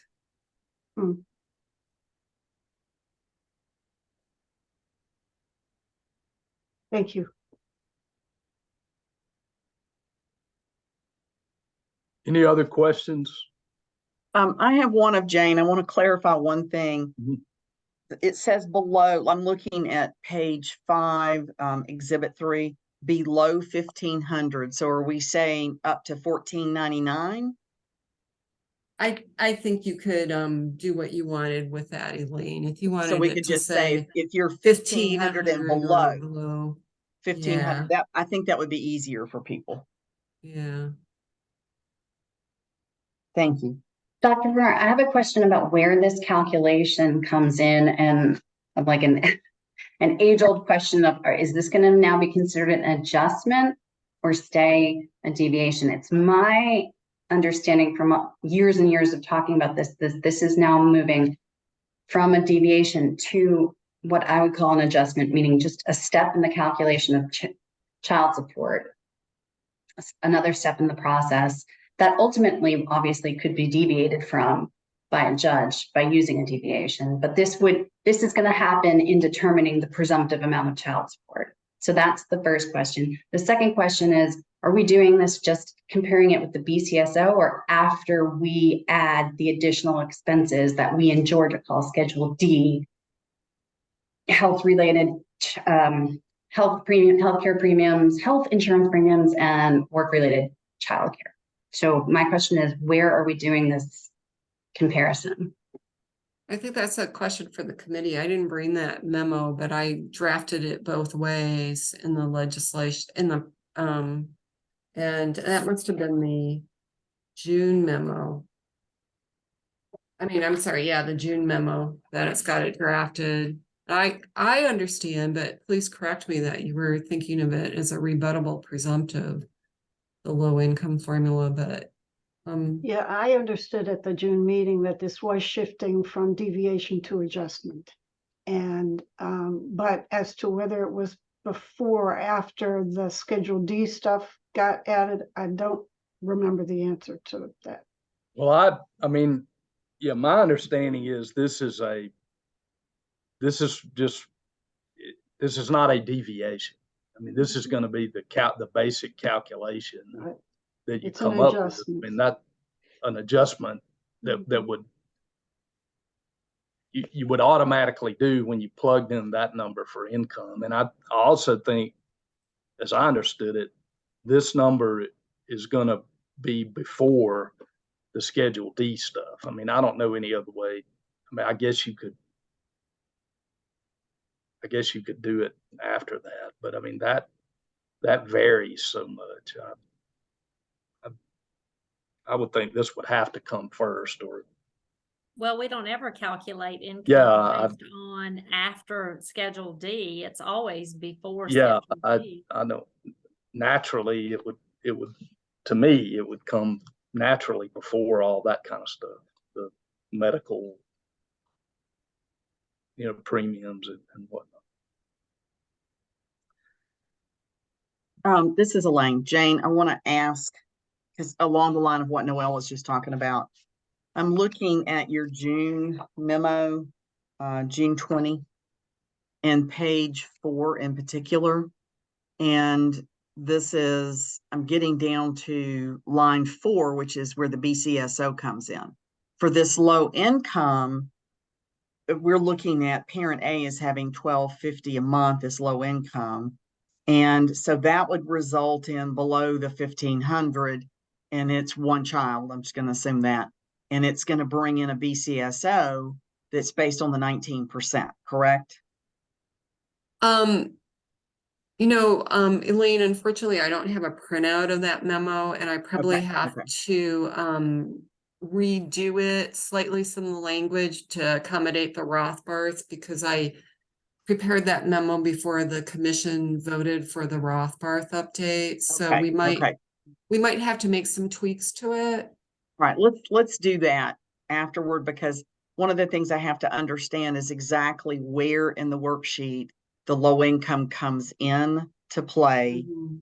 And then following that, parenting time, because it looks like we're doing adjustments to the BCSO for low income first and parenting time second.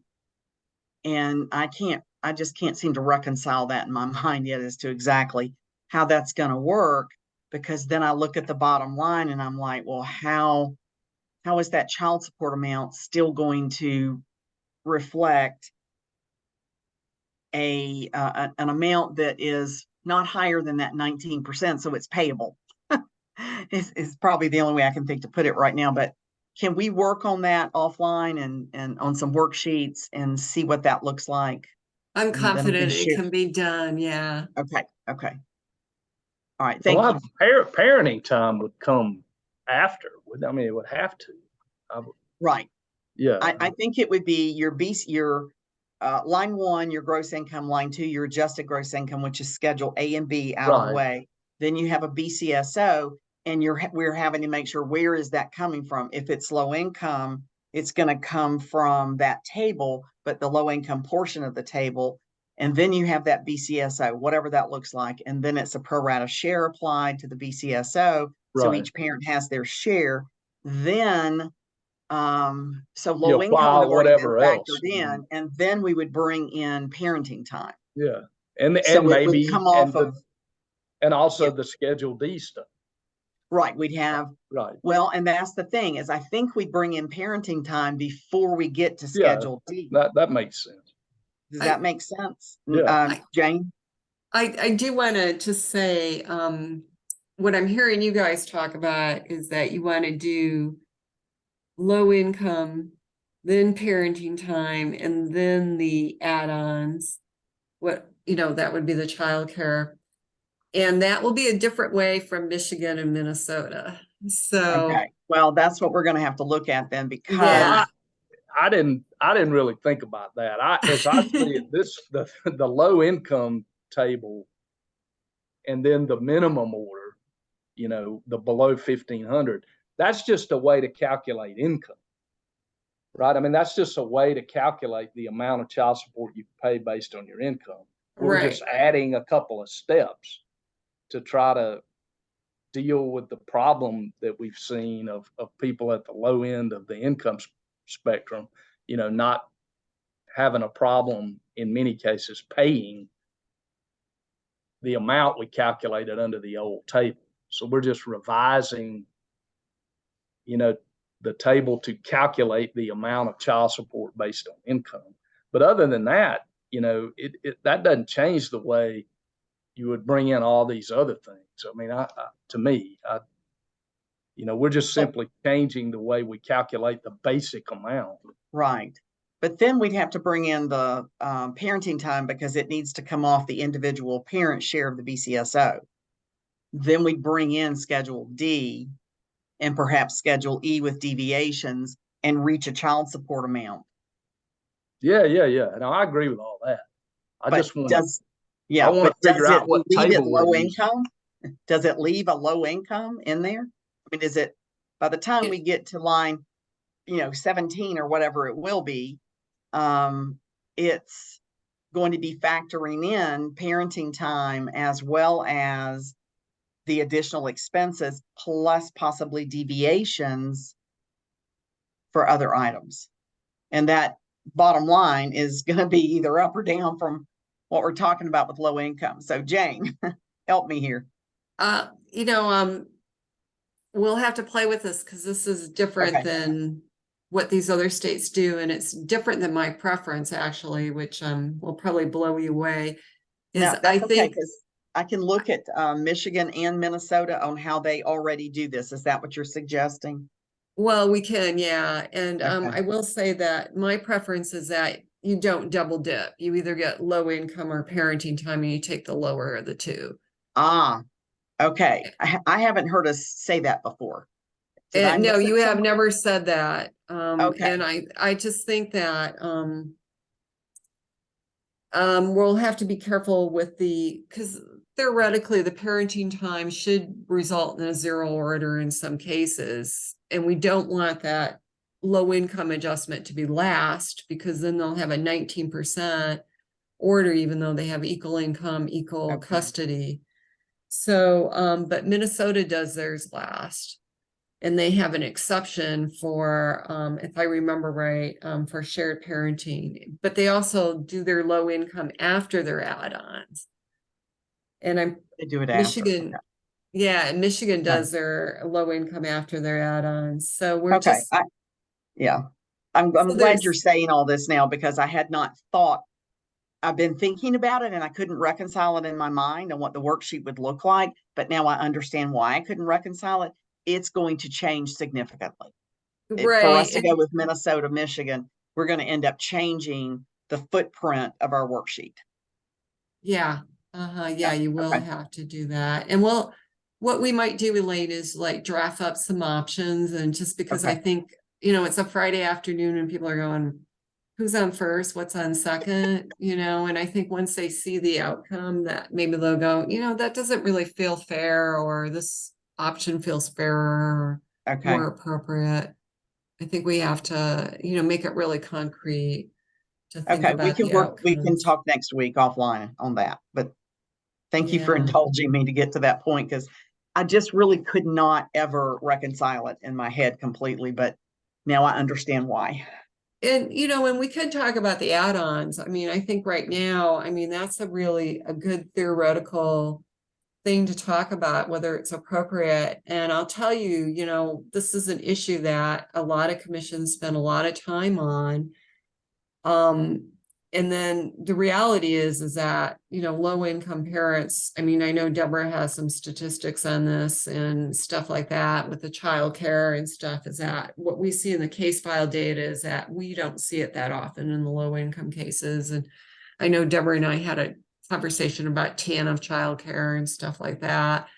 But so there's one philosophy that it's no matter what, the parent needs is low income adjustment, and just because there's add-ons, there should be a low income adjustment, because, South Dakota had a case where there was childcare that was like $1,000 a month or something like that. And it's what bumped up the order to a point where it wasn't payable. And then the other hand is somebody's got to pay these expenses. So that's the reason for doing the add-ons after the low income adjustment. But I've got to tell you, I've analyzed case file data in, 6 states or 7 states on this issue, and I just don't see it to the point. And, I'll admit that if something's less than 5% of the caseload, I'm not losing sleep about it. So, I'm not going to say, I won't argue one way or the other very strongly, because to me, it's not that frequent. So I'm more interested in how to keep it simple. Okay. So Dr. Benwart, to clarify, what you're saying is you don't see Schedule D expenses in that many of these low income cases. So it doesn't really matter if it's in, we're saying if it's in 5% of the cases, it just doesn't happen that often. I will say it won't matter, because becomes the final child support amount. Yeah, I wouldn't say it wouldn't matter, because, that one case, it's going to matter a heck of a lot, so there, and I'm seeing Deborah looking antsy, because I know she's thinking about this. So I'm going to defer to her, because I'm sure she's got some insights from her background. And Sarah may also, since her background is much the same as mine, but I think part of where we may have a misunderstanding in our baseline, Dr. Benwart, is that I think, from what you're saying, I think the the data that you looked at to figure out what percentage of orders involved low-income people, it was strictly child support services cases. It did not include any cases where that, like the ones Johanna sees, where the parties are pro se, or the ones that Sarah or I saw when I was at Legal Aid, and she still is, or the ones that I currently see at the Family Law Information Center where they're pro se. It's strictly based, your data, the only data you had to look at to figure out what's going on with low income people was DCSS data. Is that correct? No, that would not be true, because Okay. the other sample came from the family courts, and I assume those pro se could have worked their way into that sample. I mean, Elaine would be able to Mhm. speak on So that. They that's the were, Fulton County people? no, we had samples from, I forgot how many courts. We It had was 16 counties where we did case sampling from Okay. different So economic family ranges court, in across my the mind, state. the only one is in Fulton County. So, okay, so you The had some Superior, other she's data. referring to the Superior Court sampling. The Right. child support sampling that was taken from 16 different Superior Courts. Okay, thank you. I'll just quickly introduce myself, since a lot of people came in after I did. I'm a colleague of Deborah's from Atlanta Legal Aid, and I'm replacing Mara Block on the subcommittee because she recently moved on from Legal Aid. So As I've did I. spoken up this meeting because I'm just kind of getting the lay of the land, but my background so overlaps with Deborah's, and I'm also here to sort of speak from that experience. welcome, Sarah. Deborah, if I Yeah. may, are you concerned? Because I think I was hearing the same thing, that the schedule, we're talking about childcare expenses and health insurance expenses, that Right. those, is the statement that those are not seen very often in low income cases? Is that what I was hearing? I saw them constantly. Oh, so do I. That's what I'm saying. Let me, All no, the time. hold on. I am not seeing them in the child support orders. They are not adjustments in the child support orders. That does not mean that they don't occur.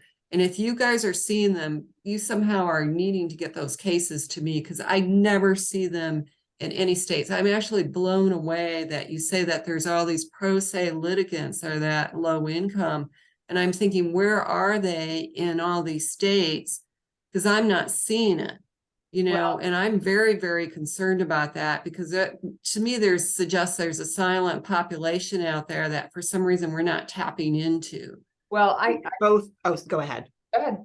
Yeah. I was gonna say, I think both are true. I think, there is a silent population that's not availing itself of the courts as much as it could. And also, I'm also seeing these things pop up constantly with medical expenses and childcare expenses. I would say many of our clients are lucky to be able to access things like caps for childcare or Medicaid, so that they're, that they don't have huge out-of-pocket costs for those things. But, them being less doesn't mean that they're none. And many of the child support worksheets I prepare include, some amount of medical or childcare costs. Yeah. Comes up. And I don't think it was a poor sampling. I mean, I really No, I don't, don't because doubt I see this in other states, and no offense or anything to you all, but sometimes I'll work with high income attorneys, and they tell me every case has, 3 ponies or something, absurd, Well, and I have 3 Yeah. young kids, so I'm very familiar with what childcare Yeah. costs if you're paying Yeah. out of pocket Right. for full-time care for a preschool child. And then at the same time, many of our clients are, getting access to some amount of subsidy for that, or have these sort of informal childcare situations where it's marginally documented, where they have a neighbor or a friend or whoever providing childcare. Right. It's often a lot less formal, and often a lot less consistent in what it costs month to month. And my point is that, I mean, you can go back to the report, which our report is attached to the commission report. And I don't have the data off the top of my head, but we did not see that many cases where there was an add-on for childcare.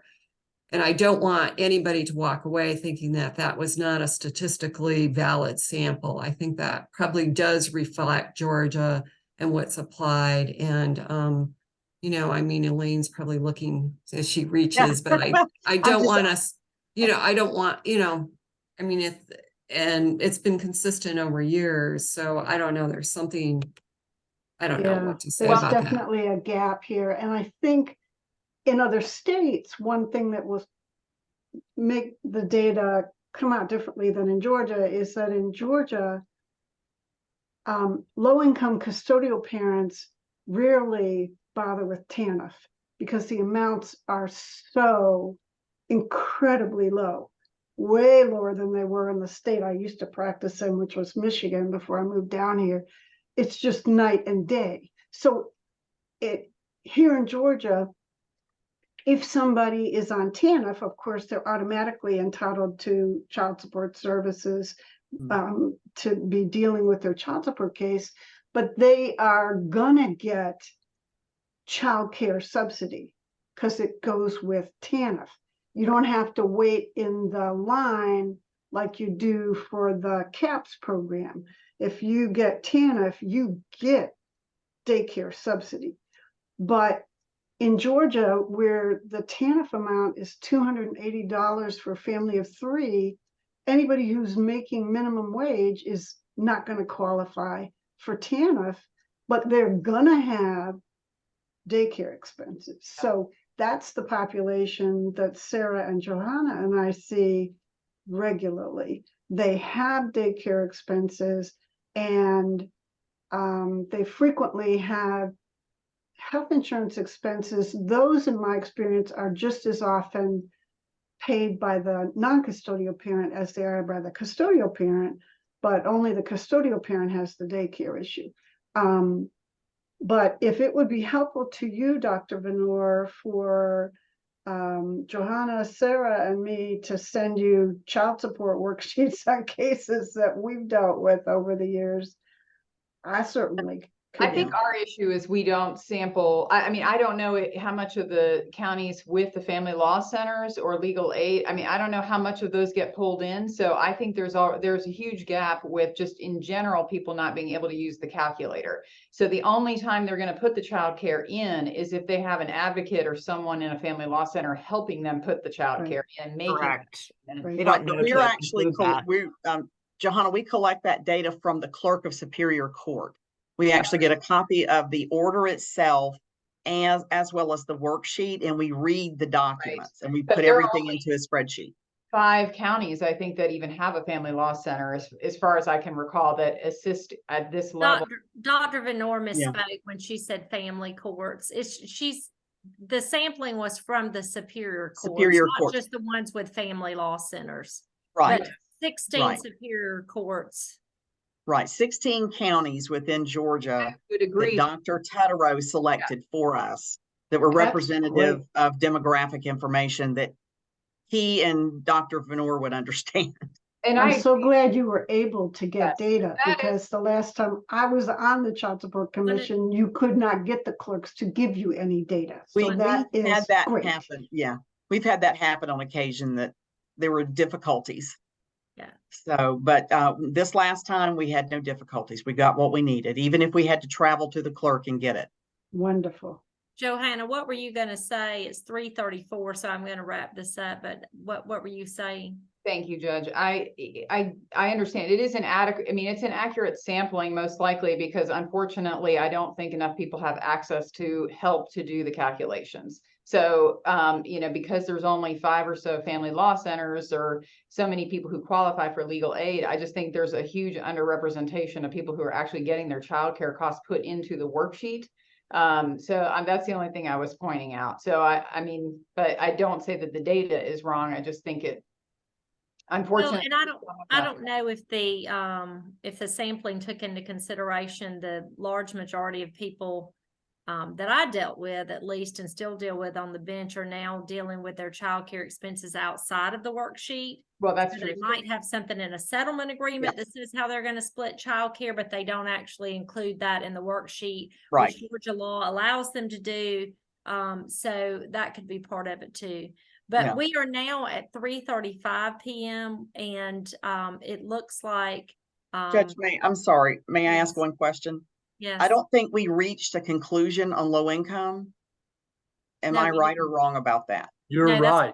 That's what I We was did about not- to say. Okay, Yeah. And So it what looks we, like what we need to do is adopt some method of calculating low-income child support that we can present to the legislature that complies with the federal requirement. I mean, that's what we're doing. And the different tables and things, I think everybody ought to keep in mind, the difference in the real dollar amounts is small.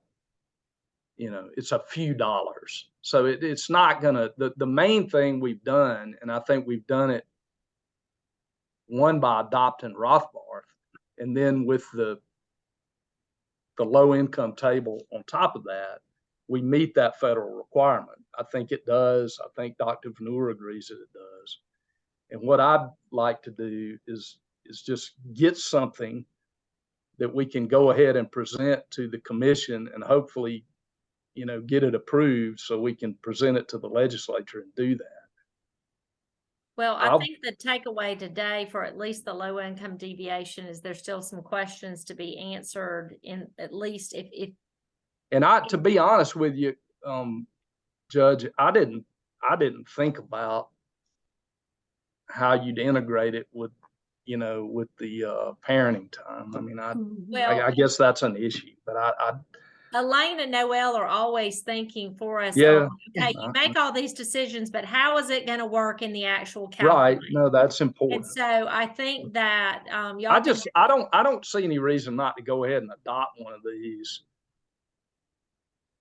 If not now, then before the next commission meeting, so we can, you know, present it then. I mean, we need to do that. But I've told you what I think. The next subcommittee meeting is September 21st, and the Okay, next commission meeting is not until November. Right, right. So I think what we should do is, you know, it's your issue, the low income, and I'll do whatever you want to do. It's not mine, but y'all should discuss these issues that.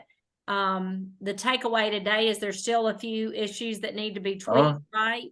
And maybe y'all will be more, y'all have reached some conclusions and looked at the way some other things, some other states are doing it, and maybe spoken to Dr. Vanur, and then we can make sure we set aside sufficient time to address this on September 21st. And I'm sorry you didn't really get all of your time today, because I was under the impression that it was going to be a very quick thing, or I wouldn't have. Me too, but I didn't.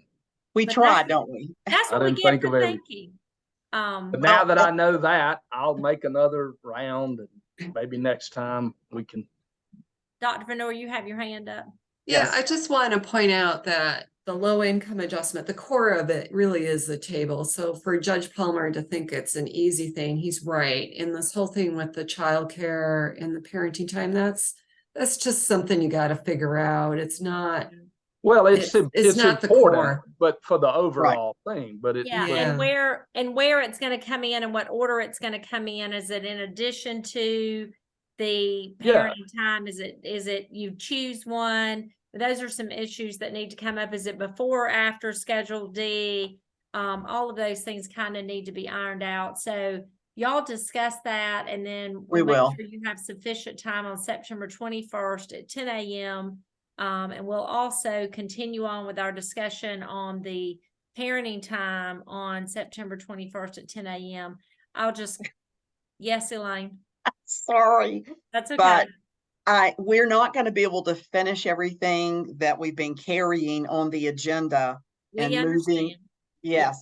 So I've identified by talking to Katie's, Jessica, and to your temp, Judge Williford, to Lisa, and have identified a date, October 3rd, and another one, November 2nd, for us to hold 2 additional statute review meetings so that we can finish the other work, plus Holly, who has not actually started writing anything yet. Holly, am I right or wrong about that?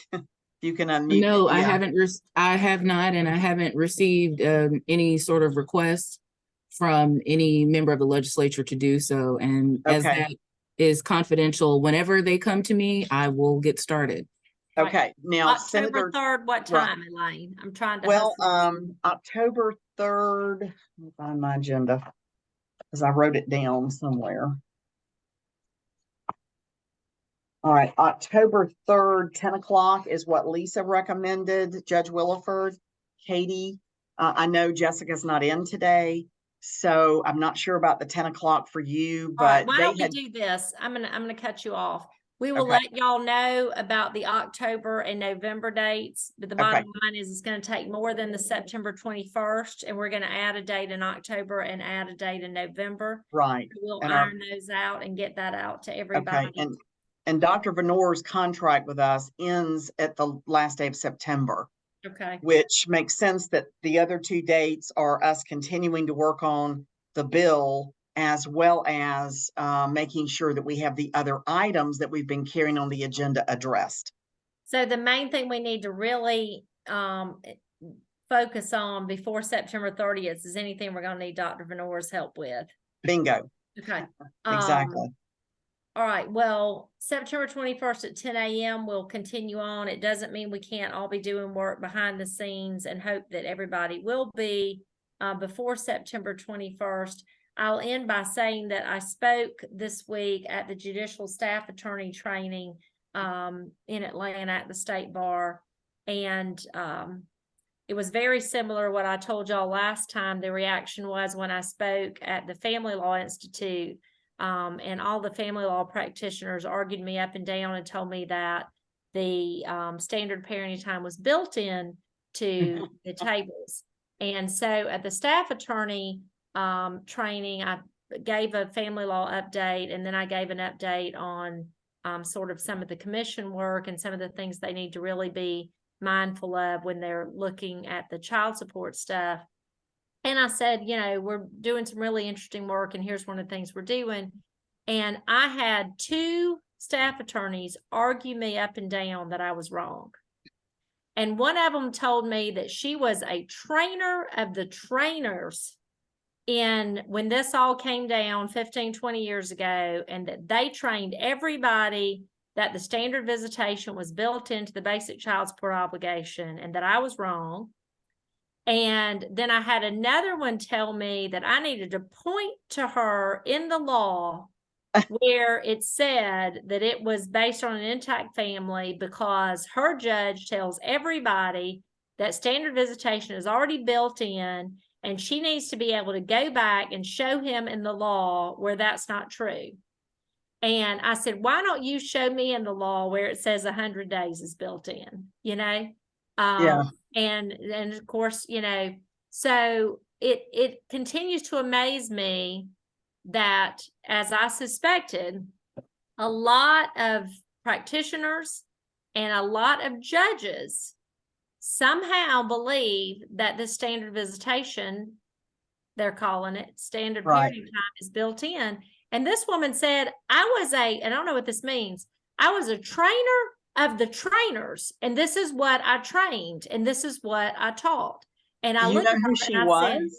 said, I'm going to find out, because she sat Okay. behind my staff attorney. And I said, well, you might be part of the problem then. I was a train the trainer, and probably at that time that was the belief, and it probably was part of the training. Yeah. And so, you know, if we had trained, because how many times have I said, Elaine, I know I was trained on this. I know I didn't just make this up, you know? So Right. anyway, it's interesting that that's out there, continues to be out there. People continue to be shocked when I tell them that that is actually not how it works. So all to say, this is very important work that we're doing, as is the low income deviation stuff. And I know that's particularly important to Deborah and Sarah and all of you who work, Johanna, all of you work with the low income population. So we will keep working hard, and I will see you all on September 21st at 10 a.m. Thank you, Katie. Thank you. To all of you. Thank you, Dr. Bernard. Everyone have a safe weekend. You too.